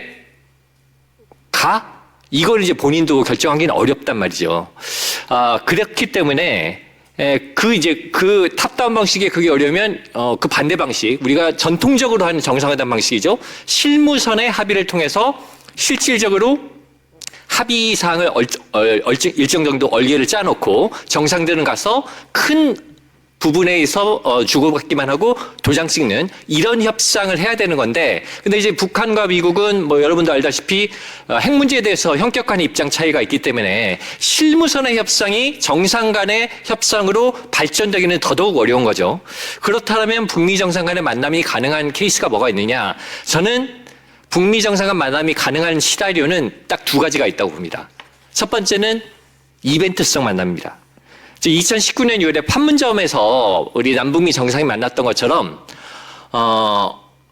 사실 판문점 남북미 정상이 만난 장면은 정말 역사적인 장면이었죠. 앞으로도 그런 장면이 벌어질 수 있을까 싶은 굉장히 역사적인 장면이긴 했는데 실질적으로 된 건 없습니다.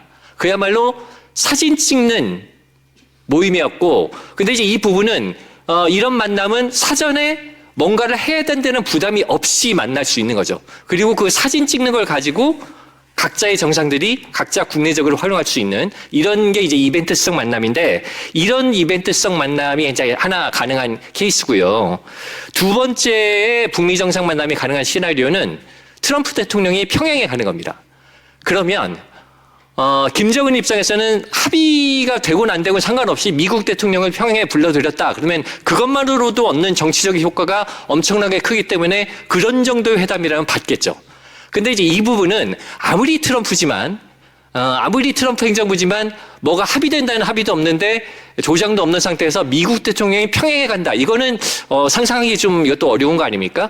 그렇기 때문에 지금 현실적으로 가능한 북미 정상이 만날 수 있는 시나리오는 이벤트성 만남이라고 보는데 그렇기 때문에 작년 경주 에이펙 계기로 판문점 북미 정상 회담 가능성이 한참 제기가 됐죠. 그리고 우리 국정원에서도 북한이 미국과의 대화를 준비해온 동향이 끝까지 생각하고 있었다는 게 여러 경로로 확인이 됐다. 즉 이벤트성 만남이기 때문에 그리고 이번 4월에 이제 그 트럼프의 베이징 방문을 계기로 해서 북미 정상 만남 가능성도 이런 이벤트성 만남의 범주에 넣는다라면 김정은이 한번 생각해 볼 수 있는 시나리오라고 봅니다. 즉 미국 대통령과 다시 사진을 찍고 이걸 가지고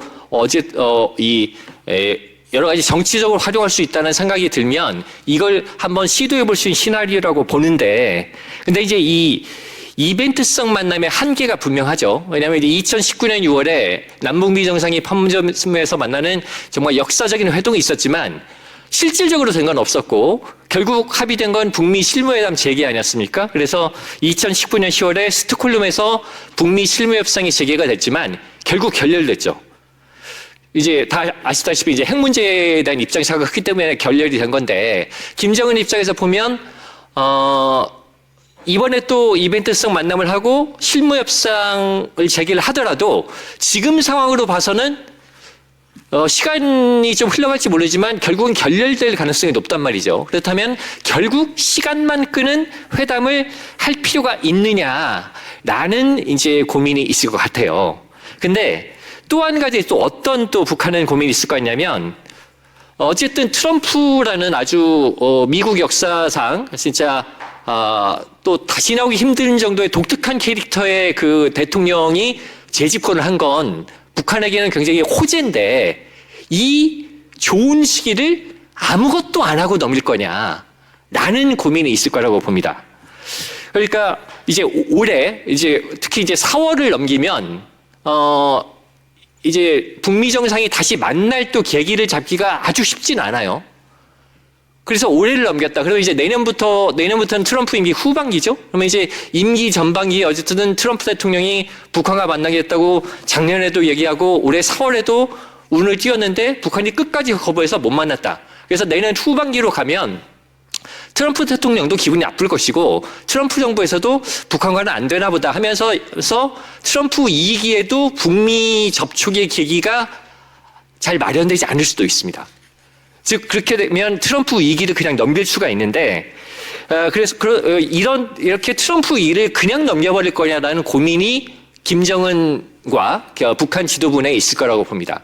그러니까 이제 이거를 좀 적극적으로 사고를 하면 일단 만나서 이제 세칙 얘기가 많이 나오는 이제 북한은 핵을 포기하지 않을 것이고 미국은 어쨌든 비핵화를 요구를 할 텐데 그 중간선에 이른바 스몰 딜이라는 건 이제 사실은 그야말로 영어 자체로는 작은 규모의 딜이니까 여러 가지 조합이 가능한 거죠.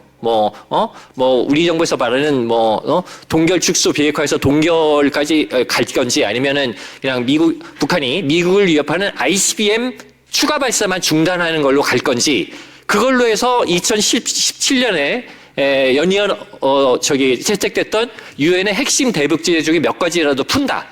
이러면 북한은 비핵화라는 용어는 쓰지 않은 채 뭔가 미국과 협상을 해서 약간 어느 정도의 중간 단계로 가는 거를 한번 시도해 볼 수도 있을 거라고 봅니다. 물론 그걸 통해서 비핵화로 갈 거냐? 저는 그렇지는 않을 거라고 봅니다. 북한이 핵을 포기하지 않을 것이기 때문에. 근데 그렇게 어느 정도 가서 미국의 2017년에 핵심 대북 제재 몇 개라도 풀었다. 그리고 협상을 지지부진하게 끌고 가다가 트럼프 말기다. 물론 이 협상에 가도 2, 3년 끌 수 있을지 없을지 모르겠지만 어느 정도 끌고 가다가 결렬시켜버리면 그러면 이제 물론 대북 제재를 풀어줄 때 스냅백이라는 걸 얘기를 하겠죠. 그래서 북한이 약속을 지키지 않으면 제재를 다시 복원시킨다 이런 조항을 넣기는 할 텐데 제재라는 게 지금도 사실 상당히 구멍이 많이 뚫린 상태에서 일단 2017년 제재에 빗장이 풀려버리면 다시 스냅백을 한다고 해서 제재가 다시 돌아가겠느냐. 국제사회, 국제 정치로 볼 때 이런 부분을 생각을 해보면 북한 입장에서는 한번 어느 정도 발을 담궈서 약간 핵심 제재를 풀고 시간 끌다가 결렬시키고 나면 그러면 제재가 지금보다 훨씬 유연해지지 않겠느냐 이런 계산을 해볼 수도 있다고 봅니다. 근데 이제 다시 이제 종합해서 말씀드리면 이게 이제 지금 말하는 게 이제 북한이 생각하는 좀 어떤 최상의 시나리오라고 본다라면 이렇게 될 수도 있고 안 될 수도 있는데 문제는 사람도 그렇고 정부도 그렇고 어떤 상황이 있을 때 어떻게 펼쳐질지 모르니까 아무것도 안 하는 결정이 있을 수 있어요. 가장 안정적이죠. 근데 뭔가를 시도를 해서 내가 원하는 방향으로 될 수도 있고 안 될 수도 있는데 그래도 한번 시도는 해보자. 이런 정책 결정이 있을 수가 있거든요. 그러니까 이 두 양자 중에서 어느 쪽을 택할 거냐는 어찌 보면 어떤 국제정책적인 이런 걸 떠나서 성향의 문제일 수도 있고 그야말로 지도자의 결단의 영역일 수 있는 겁니다. 그래서 야, 하지 마. 아니면은 야, 그래도 한번 해봐. 크게 기대는 안 하는데 할 수 있는 때까지 한번 해봐. 이럴 수도 있거든요. 근데 북한이 아까 트럼프 위기를 그냥 넘길 거냐라는 그런 뭐라고 할까요? 그 우려? 이런 것 때문에 후자 방안. 그러니까 그래도 크게 잘 될 거라는 보장은 없지만 한번 시도는 해보자. 라는 쪽의 정책을 택한다면 4월에 트럼프의 베이징 방문을 계기로 이벤트성 만남으로 일단은 대화의 물꼬를 트는 그런 방식도 저는 생각해 볼 수도 있을 거다라는 측면에서 저는 4월 북미 정상 만남 가능성을 낙관한다는 표현은 아니고 가능성은 열어두겠다라는 정도의 말씀을 드리고요. 마지막으로 일단 하나만 말씀드리면 만약에 4월에 베이징에 미중 정상회담 계기로 북미 정상을 만난다면 사실은 작년에 경주 에이펙 계기로 만나는 것보다는 절차상으로는 훨씬 번거롭습니다. 왜냐하면 작년에는 트럼프 대통령이 한국에 오기 때문에 그 계기에 만나면 되는데 이번엔 트럼프 대통령이 중국을 가는 거잖아요. 그러면 북미 정상이 만나려면 김정은이 베이징에 가거나 트럼프 대통령이 다시 한국에 오거나 해야 되니까 동선이 좀 더 복잡해졌습니다. 근데 이 두 가지 중에 어떤 가능성이 높겠느냐 생각을 해본다면 김정은이 트럼프를 만나기 위해서 베이징에 기차를 타고 가진 않을 것 같습니다. 그건 또 엄청난 노정인데 가서 뭐가 된다는 보장도 없는데 그런 부담을 김정은이 안을 것 같지는 않고요. 만약에 북미 정상이 만난다라면 트럼프 대통령이 베이징에 오는 시점 전후로 해서 김정은이 이걸 북한이 만날 희망이 있다라는 걸 아사무사하게 표현을 하고 트럼프 대통령이 그걸 받아서 돌아가는 길에 한국을 잠시 들려서 이게 숙박도 안 하고 잠시 들려서 판무점에서 잠깐 만나고 간다거나 이런 동선이 되지 않을까 예상을 해보겠습니다. 일단 여기까지 하겠습니다. 예, 이상입니다. 예, 감사합니다. 어떻게든 미북 정상회담을 성사시키기 위해서 이렇게 이벤트성 만남이라는 개념을 해서 노력해줘서 감사드리고요. 근데 이제 다 토론과 발제가 끝나서 아직 시간이 조금 있어서 플로어에서 질문을 좀 받으려고 그러는데요. 질문들 한 3분 정도 먼저 질문을 받고 다음에 답변을 드리고 한 3분 정도 이렇게 그 정도 하고 하는데 먼저 질문을 생각하시는 시간 드리기 위해서 제가 먼저 하나 질문을 네 분께 드리겠습니다. 그건 뭐냐면 저희가 지금 너무 남북 정상회담에만 신경을 쓰다 보니까 객관적으로 이제까지 북한의 행태를 보면 많은 분들이 뭐라 그랬냐 하면 벼랑 끝 외교 뭐 이런 식으로 얘기도 하고 그다음에 항상 지난번에 이제 이 싱가포르 정상회담으로 가기 전에 또 Fire and Fury 분노의 화염과 분노인가요? 그런 기간도 있었고 항상 북한과 국제사회 간에 아주 긴장이 조성되고 이런 단계를 거쳐서 간 게 보통이었는데 이번에도 그런 식의 어떤 북한의 도발이나 이런 것으로 인해서 어떤 긴장된 관계가 조성된 후에 그것을 어느 모멘텀으로 해서 대화로 가는 그런 가능성에 대해서는 어떻게 생각하시는지 제가 네 분의 고견을 좀 듣고 싶고요. 그랬을 때 그럼 또 우리는 어떻게 대응해 나갈지 우리가 지금 하는 대북 요하적인 정책이 만약 그런 국면이 온다면 유효한 정책인 건지 그런 거에 대한 평가도 말씀해 주시면 좋겠습니다. 그러면 제가 시간을 드렸으니까 그 사이에 생각한 질문을 좀 해주시면 3분 질문 한꺼번에 받고 또 이렇게 답변하시는 시간 갖도록 하겠습니다. 질문하신 분은 좀 손을 저기 앞에 그렇습니다. 네. 성함하고 소속을 좀 말씀해 주세요. 의원 김성철이라고 합니다. 김성철 의원님. 네. 발제와 토론 중요한 말씀 잘 들었습니다. 질문 좀 드리고 싶고 궁금한 게 있는데요. 지금 베네수엘라와 이란은 보면 친중 성향이었고 중국과의 그동안에 굉장히 물밑에서도 아니면 대외적으로도 교류가 굉장히 많이 있었기 때문에 트럼프 입장에서는 여러 가지 이제 중국과의 물론 불편한 심기가 또 포함이 됐는데 그러면 이 4월 미중 정상회담이 정상적으로 이루어질 거냐? 그럼 중국 입장에서는 지금 이란이 전쟁 중에 있고 그다음에 트럼프 4주 정도 약 한 달 정도 끝내겠다 이야기하다 보면 그게 이제 4월이 되는 거거든요.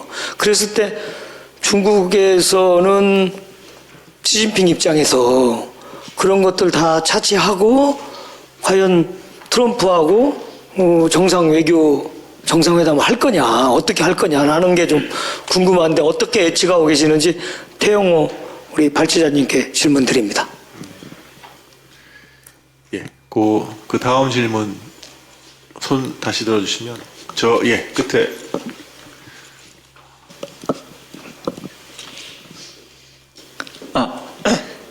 네, 국민의힘 통일위원 송창민이라고 합니다. 차도영 원장님께 질문 드릴 게 있는데요.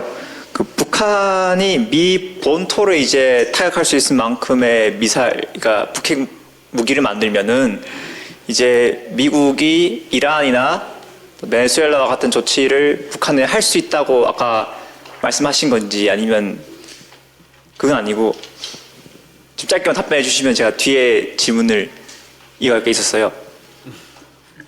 지금 요거는 짧게 답변.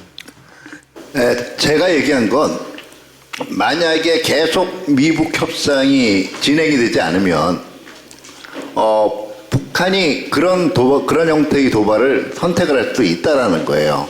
그러니까 미 본토를 직접 타격할 수 있는 미사일 능력이 가장 지금까지 검증이 안 된 게 재진입 능력이라든가 다탄두라든가 그 다음에 이제 이런 것들인데 이거는 사실은 고각 발사에서는 보여주기가 힘든 거거든요. 그러니까 정상 각도로 재진입하는 걸 근데 이거는 북한 입장에서 굉장한 모험이에요. 왜냐하면 이거를 미국이 실제로 런치한 걸로 읽는 순간 보복이 들어온단 말이에요. 개인적으로 이 옵션을 이번 이란 사태로 인해서 북한이 선택할 가능성은 더 희박해졌다라고 봐요. 다만 지금 많은 분들이 얘기하는 게 화양연화 얘기를 하지만 북한이 아까 제가 말씀드렸잖아요. 북한이 그 열쇠를 주고 있다는 게 북한이 태도 변화를 해서라도 할 거냐 안 할 거냐 문제. 북한이 갑이라는 얘기가 아니에요. 그러니까 무조건 이 시간이 지나면 올말이 지나고 내년이 지나면 북한한테 유리한 거냐? 저는 그렇게 보지 않아요. 북한 나름대로 고민이 이번 9차 당대에서도 나왔다라고 봅니다. 그러면 결국은 북한 입장에서 제가 보기엔 중국하고 러시아로부터 오는 실물적인 지원도 북한이 보기엔 충분하지 않다라고 보는 것 같아요. 숨이 턱에 찼다라고 생각할 경우에 이 옵션도 택할 수 있고 그럴 경우 아까 얘기된 게 트럼프의 사람이 저기서 죽어나가지 여기서 죽어나가는 게 아니다라는 말이 나올 수가 있다라는 얘기입니다. 근데 그래도 제 생각에는 물론 베네수엘라와 이란이 두 개 다 반미를 선택해서 하는 경향도 있지만 사실 뭐 베네수엘라 같은 경우에는 미국에 있는 석유 산업이라든지 이런 것들 뭔가 경제적인 가치와도 밀접하게 관련이 있다고 보여지고 또 이란 같은 경우에는 사실 핵 무기는 지금 없는 걸로 알고 있습니다. 그러니까 핵 처리하는 건 맞는데 핵을 발사할 수 있는 무기는 없는 걸로 알고 있거든요. 근데 이 같은 상황에서 미리 조치한 것은 뭔가 국제 정치학적인 어떤 그런 키드가 작동한 것인지 그리고 이런 그 키드가 북한에도 적용할 수 있는지 전 궁금합니다. 네. 예, 알겠습니다. 그다음에 질문 하나를 더 받고 답변을 그러면 두 분 다 받고 하겠습니다. 우리 박현우. 네, 국민의힘 통일위원회 박현우 위원입니다. 오늘 말씀 주신 거 잘 들었습니다. 아버지 부시 때 3대 악의 축 중에서 2개의 국가와 지도자가 이제 축출이 됐고, 그때 이제 한 개의 DPRK와 3대 세습 봉건왕조 파쇼 독재의 김정은 체제가 남아 있는데, 그런 상황에서 4월에 미북 정상회담의 필요성은 김정은에게는 자기의 지금 사활적 이익이 달려 있을 수도 생존 여부와 또 직결될 수 있는 중요한 의미가 있을 텐데 트럼프는 어떻게 보면 지금 이란에 더 지금 함몰돼 있고 지상군에 대한 유입을 또 검토할 수 있는 그런 상황이기 때문에 두 사람의 니즈가 서로 조금 다를 수도 있다라고 생각이 들거든요. 그래서 그런 관점에서 봤을 때 이번 미북 정상회담에서 이 3대 악의 축 중에서 2개의 국가가 지금 축출되고 김정은이 지금 남은 상태에서 두 사람의 그런 인식의 격차는 어떻게 보고 계신지 한 가지고요. 그다음에 두 번째로는 아까 김건 의원님께서도 말씀 주셨던 지금 현재 이재명 정부의 이런 유화 정책, 대북 유화 정책이 두 사람 미북 정상회담을 하게 하는데 지금 도움이 될지 아니면 다른 악영향을 미칠지 어떤 관계가 있을지 보시는지 질의를 드리겠습니다. 감사합니다. 예, 감사합니다. 그다음에 기왕 하셨으니까. 안정식 교수님께 질문 드리고 싶습니다. 예, 먼저 좀. 예, 저는 용산당문협의회 홍보위원장 박주남입니다. 저도 현재 동국대학교 일반대학원 박사과정 제가 지금 재학 중에 있습니다. 지금 네 분 다 이번 4월 달에 김정은이 우선권을 가지고 있다는 식으로 말씀을 하는데 저는 요 근래 탈북하신 분 한번 제가 간접적으로 이렇게 들었습니다. 근데 지금 북한 경제가 표면적으로 보는 것보다는 너무나 지금 어렵다고 뭐 죽도 못 먹는 그런 현실이라고까지 말씀을 하시더라고요. 그러니까 제가 보는 관점은 김정은 위원장이 뭔가 이렇게 앞에서는 약간 의기양양하지만 결국은 트럼프 대통령한테 조금 뭐 이렇게 아쉬운 쪽으로 나오지 않을까 그런 예상을 하는데 그래서 제일 네 분 중에서 우리 안정식 교수님께서 가능성이 있다는 식으로 말씀을 드려서 저도 좀 거기서 동감을 하고 있습니다. 이상입니다. 예, 감사합니다. 그래서 네 분 질문 받아서 답변은 아까 반대 순서로 하시면 좋을 것 같아요. 안정식. 예. 지금 마지막 질문 주신 분 제가 잘 이해를 했는지 모르겠는데 그러니까 이제 오히려 김정은 입장에서 좀 아쉬운 게 있기 때문에 트럼프와 만나려고 하지 않겠느냐 이런 식으로 이해를 마신다는 거죠. 일단 북한 경제 부분은 사실 북한 경제가 어려운 게 어제 오늘의 일은 아닌데 지금 그러니까 사실은 2017년 제재 이후에 뭐 한국은행이 추산한 경제 성장률로 보더라도 이제 계속 마이너스 가다가 코로나로 이제 국경 공사하면서 완전히 바닥을 치고 최근에는 이제 좀 거기에 따른 기저 효과라든가 그리고 러시아와의 관계로 인한 뭐 식량 원유 등등 어쨌든 지원을 받을 테니까 해서 최악 상황에선 조금 나아지지 않나 싶긴 하고요. 그래서 지금 이번 9차 당대를 보더라도 김정은 입장에서는 지금 여러 가지 면에서 상당히 만족스러워하는 것 같고 지금 굉장히 경제나 이런 걸로 쪼들려서 뭔가를 이걸 탈피하기 위해서 뭘 해야 되는 이런 국면은 아닌 것 같습니다. 물론 이게 북한 경제가 좋다는 건 아닌데 김정은이 느낄 때 지금 상황이 여러 가지 대내외적으로 볼 때 뭔가 자기가 쪼들려서 뭔가를 급하게 해야 되는 이런 건 아니지 않을까 싶고요.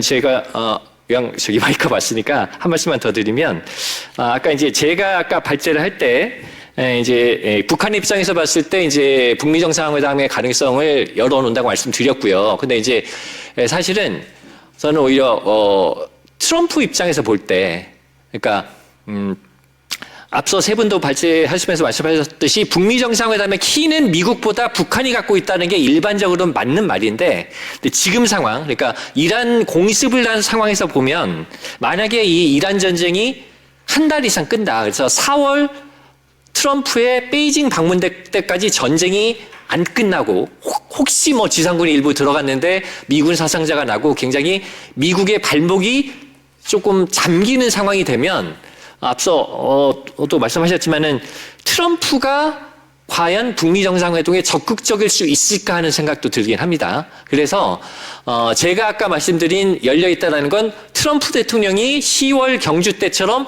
적극적으로 만나자고 했을 때 북한이 응할 가능성을 열어놓겠다는 거고요. 만약에 트럼프 대통령이 이란 전쟁 때문에 지금은 북한하고 하기에 너무 버거워해서 베이징 때 적극적인 의사를 보이지 않는다라면 그러면 뭐 그런 상태에서 김정은이 만나자고 하진 않을 테니까 그러면 가능성은 더 낮아지지 않을까 이걸 좀 첨언을 하겠습니다. 예, 이상입니다. 예, 태영 의원님. 예, 아까 질의는 지금 베네수엘라, 이란 지금 트럼프가 바로 중국의 주요 석유 공급국을 들이쳤는데 이건 결국은 중국을 목적으로 하기 위해서 친 거 아니냐 이렇게 말씀하시면서 향후 4월 중국 시진핑 트럼프 정상회담이 제대로 되겠냐 이렇게 질문하신 것 같습니다. 저는 뭐 약간 좀 음모론적이기도 하지만 이번에 트럼프가 지금 시점에서 이란을 지금 공격한 것도 결국 목표는 4월 시진핑과의 정상회담을 다 계산하고 지금 치지 않느냐 저는 이렇게 생각합니다. 이 트럼프 대통령이 바라보는 중국은 고려의 대상입니다. 예, 그러니까 뭐 어떻게 하나 중국을 견제해서 이란처럼 완전히 중국을 뭐 어떻게 변화시키자 이게 아니라 어떤 시진핑을 만나기 직전까지 어떤 변수를 만들어서 이 시진핑으로부터 최대 얻을 걸 얻어내서 결국은 11월 중간선거에서 어떻게 판을 바꾸겠느냐. 지금 이 상태에서 중국과의 큰 걸 따내지 못하면 미 공화당이 중간선거에서 이길 수가 없습니다. 그래서 지금 제가 생각에는 뭐 시진핑을 만나서 자, 나하고 협력을 안 하면 이란, 그 다음에 베네수엘라인 것처럼 석유 명맥 다 끊어놓겠다. 그러니까 미국 거 좀 사. 그래가지고 미국 뭐 지금 공화당 텃밭이 다 지금 콩생산하는 대유 아닙니까? 이렇게 중국 시진핑으로부터 대유를 뭐 칵 산다든가 이렇게 해서 미국의 여러 전략 상품을 결국 시진핑과 회담 뒤에 팔고 온다면 그러면 이번 중간 선거는 관세를 통해서 뭐 지금 트럼프가 20조를 모았다는데 또 시진핑 한번 만나고 와서 또 몇 조에 대한 콩 팔아먹고 온다면 지금 현재 11월 달 중간선거 판은 트럼프가 완전히 뒤집을 수 있지 않느냐. 이런 정치적인 정무적인 계산을 하고 이란을 지금 공격하지 않은가 저는 이런 생각도 좀 듭니다. 그래서 오히려 이 정상회담에서 그 어떤 큰 딜이 나오지 않을까 저는 이렇게 보고 있습니다. 예, 차디현. 예, 저도 4월에 국빈 방문은 그 예정대로 갈 거라고 봐요. 다만 그게 큰 딜은 아닐 거라는 생각입니다. 트럼프가 이제 이런 국내 언론들이 주로 입맛대로 많이 드는 게 트럼프가 중국한테 대해서는 굉장히 그 얌전하다. 대만에 대한 무기 판매. 트럼프가 보는 세상은 간단해요. 네, 일단 서반구 안 건드리고요. 그 중국하고 러시아에도 일정 세력권 주는데 너무 많이 팽창할 생각하지 말라는 거예요. 서방구는 아예 발도 담그지. 러시아는 그 옛날 소비에트 연방 쪽에 있던 유라시아 일부 지역으로 영향력 국한하고, 그러니까 우크라이나 일부는 봐줄 수가 있다라는 거죠. 중국도 인도태평양 지역에서 제일 도련선 밖으로 나와가지고 돌아다닐 생각하지 말라는 얘기예요. 그러면 일단 힘을 보여줬으니까 협상에서 훨씬 더, 그러니까 겉으로는 이제 무역전쟁 앞으로 계속 가는데 우리 계속 건드릴 생각하지 말라는 이 으름장을 주기 위해서도 환영받고 베이징 방문하는 모습이 당연히 보여줄 수가 있어야 되겠죠. 다만 그럼 중국이 정말 그 우리가 젊은 사람들이 있을 말이야 쫄아서 트럼프한테 그렇게 많은 선물을 안겨줄 정도의 여력이 있는 거냐, 그리고 그걸 견딜 수 있겠느냐는, 거기에 대해서는 저는 조금 생각이 빅딜은 이루어지지 않겠지만 표정 관리는 분명히 할 겁니다. 그게 미중 정상회담에 관련된 거고요. 아까 이제 브링크맨십 쓴 거는 똑같아요. 북한의 여지가 줄어든, 자, 북한이 그동안 브링크맨십을 어떻게 쓸 수 있었을까요? 정말 핵만 믿고요. 이럴 거예요. 자, 내가 이렇게 브링크맨십을 벼랑 끝 전술을 써도 결국은 옛날에는 서로 견제했으니까 지금은 관계가 더 좋아졌으니까 더 그렇겠죠. 옛날 같은 경우에는 정말 나를 누군가가 무너뜨리려고 나오면 베이징하고 모스크바가 움직일 거라는 확신이 있었을 거예요. 근데 지금 북중러 관계는 외형적으로는 굉장히 좋아요. 근데 김정은이 고민이 될 거예요. 이번 이란에 대해서 러시아하고 베이징이 어떻게 하는지를 봤으니까요. 브링크맨십은 못 쓸 걸로 봅니다. 저는 그러기 때문에 정말 숨이 턱에 차지 않는 이상은 쉽게 군사 옵션까지를 불러올 수 있는 브링크맨십은 이제는 안 쓸 거라고 봐요. 다만 제가 그러기 때문에 아까 정부 항상 우리 정부의 대북 정책 문제가 우리가 먼저 급해요.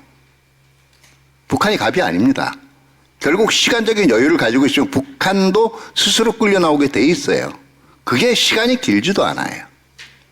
1년일 수도 있고 1년 반일 수도 있어요. 우리 먼저 급해가지고 우리 카드 다 보여주는 짓은 하지 말라는 얘기고요. 마지막으로 하나만 더 그 말씀을 드릴게요. 결과적으로 그 우리가 가지고 있는 한미 간의 인식 격차의 문제들, 그리고 그거는 미북 간에도 인식 격차가 존재할 거고요. 한미 간에도 인식 격차가 존재를 합니다. 그 인식 격차에서 가장 큰 게 동맹에 대한 부분들이에요. 트럼프 행정부가 지금 하고 있는 동맹국들에 대해서 유난히 박정하고 거래적이고 이기적으로 나오는 또 하나의 부분들이 이면은 이렇게 두들겨 맞아가면서도 의지를 불태우는 애들이 있나 아니면 동맹 밖으로 아예 빠져나가는 친구들이 있나 선별하는 과정일 수도 있어요. 트럼프가 아니더라도 실적으로 다음 행정부에도 남게 될 미 국방부와 국무부의 관리들은 그 인상을 가질 겁니다.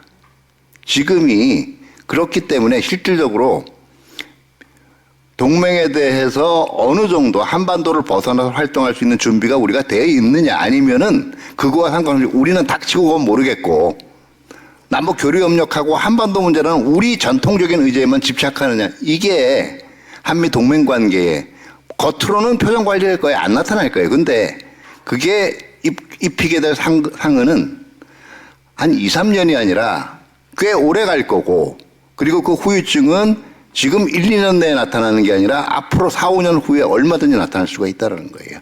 이상입니다. 예, 김숙 대표님. 네. 여러분이 여러 질문을 해주셨는데 제 느낀 점을 그냥 포괄적으로 좀 말씀을 드려볼게요. 미중 정상회담 관련해서 지금 이란에서 저렇게 일어나고 있는데 미중 정상 간의 얘기를 할 수가 있겠는가. 이게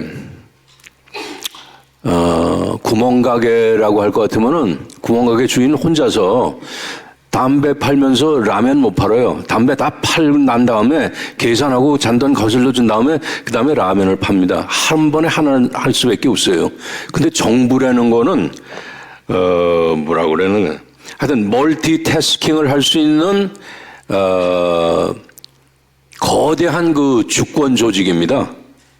그러니까 한쪽으로는 군사행동을 하면서도 다른 한편으로는 경제통상 교섭을 할 수 있고 안보에 관한 협의를 할 수 있고 그렇습니다.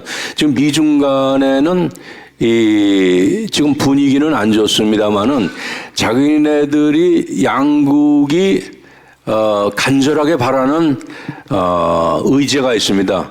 경제통상 의제로부터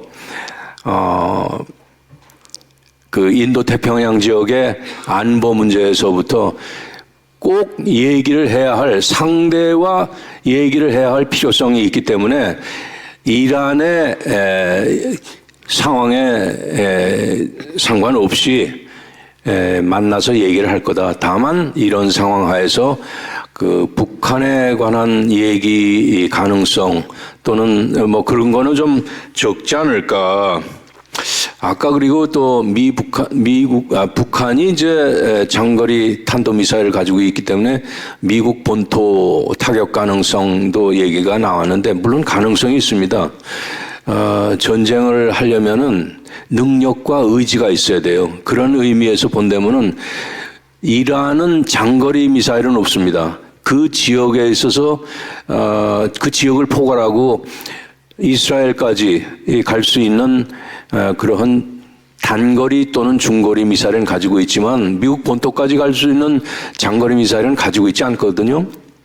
북한은 가지고 있죠. 뭐 물론 그거에 아까 차 교수 말씀대로 핵 능력과 마찬가지로 얼마만큼 검증이 돼 있느냐라고 하는 거는 또 별도로 치더라도 일단 객관적으로는 능력은 있다고 보여집니다. 그런데 의지에 있어서 북한도 남쪽에 대해서는 굉장히 매번 얘기하는 게 아주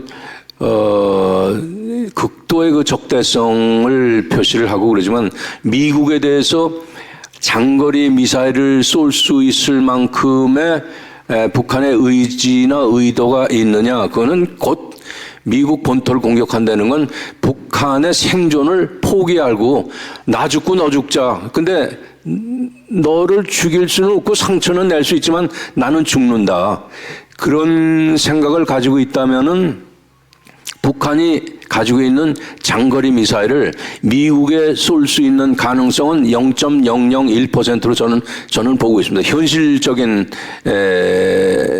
면에 있어서. 그러나 그것도 뭐 가능성은 가능성이라고 보여집니다만은 그렇게 미국 차원에서 본다면 1%의 가능성을 위해서 100% 대비를 해야 한다는 뜻에서는 가능하지만 현실적인 거는 뭐 적지 않겠는가 하고, 김정은이 이제 아까 경제적인 어려움이 내부적으로는 많기 때문에 아쉬워서 미국한테 손을 내밀지 않겠는가 하는데, 김정은이 그건 그동안은 여러 번 얘기를 했습니다. 그건 우리 쪽에서도 만약에 경제적인 지원이나 경제협력을 한다면은 우리 한국 측에서부터 가는 것이 더 크다는 거를 북한도 알고 있죠.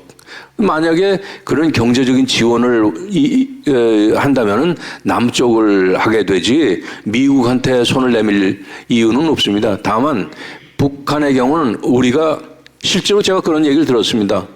제 귀로 옛날에 우리가 거지냐? 우리도 자존심이 있는 데다. 그러니 우리가 어렵다라고 그래서 얕보고 압력을 행사하거나 팔을 비틀라고 그러지 말아라. 이런 얘기를 했고, 그런 취지로 김정은도 많이 했기 때문에 우리가 가지고 있는 경제협력 또는 경제지원의 그 툴이라고 그럴까? 그런 거는 좀 제한적이다라는 얘기하고, 여러 가지 중에서 마지막으로 하나만 말씀드리겠습니다. 우리 토론하는데 미북 회담이 가능성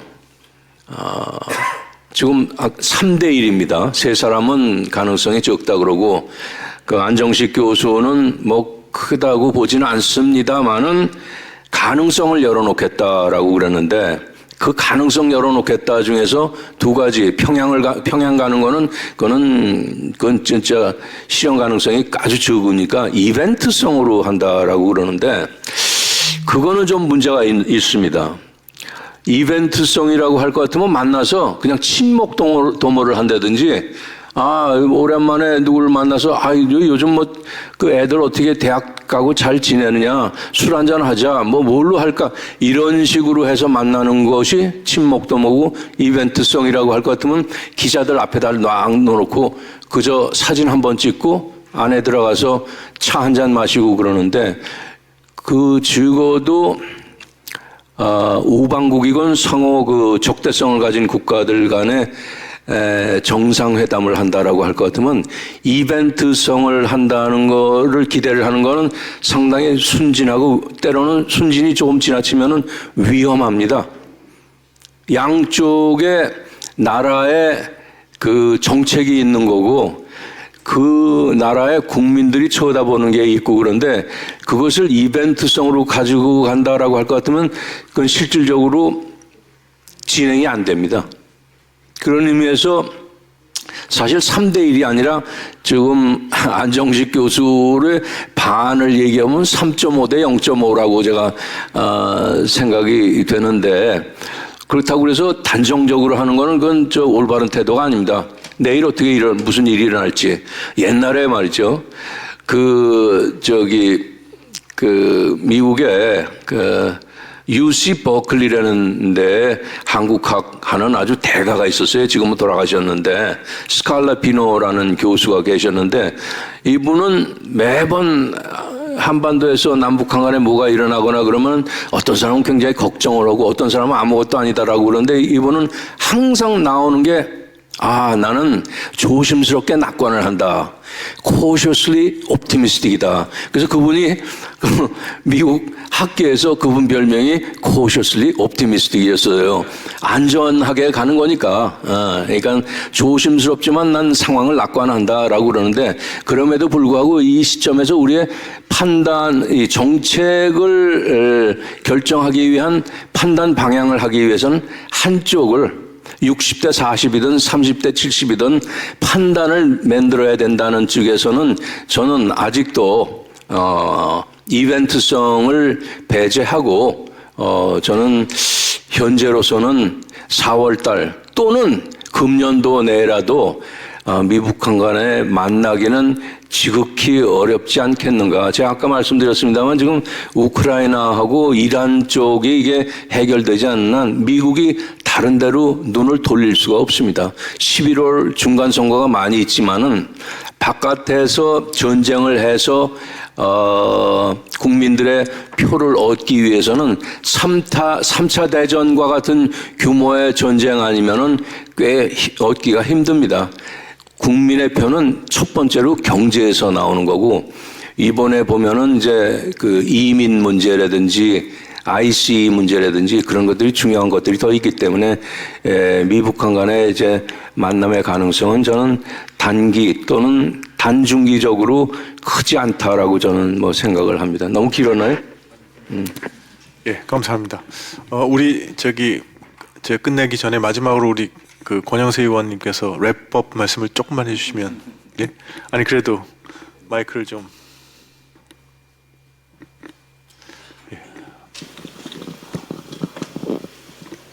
예, 오늘 5분 우리 사회를 보신 김검 의원님 견해까지 아주 잘 들었습니다.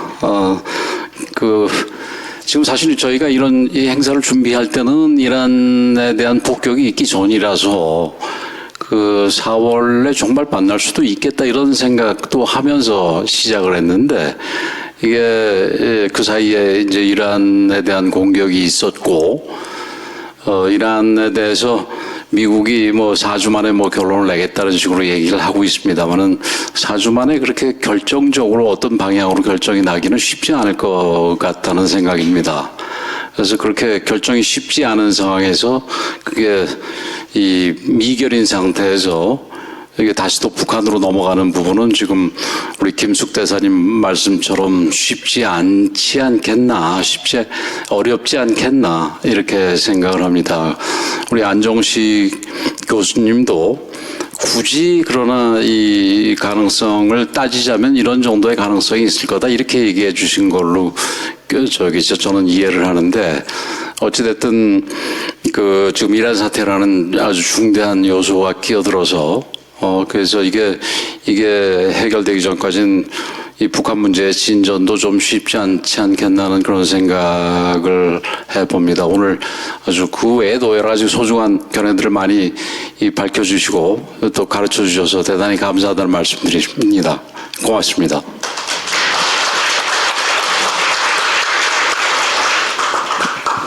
네, 우리 대표 의원님께서 너무 랩법을 잘해주셔서 제가 더 붙일 말이 없습니다. 오늘 이렇게 다 와주셔서 감사드리고요. 오늘 좋은 발표해주신 패널과 토론자분께 정말 감사드립니다. 고맙습니다. 네, 이것으로 세미나를 마치겠습니다.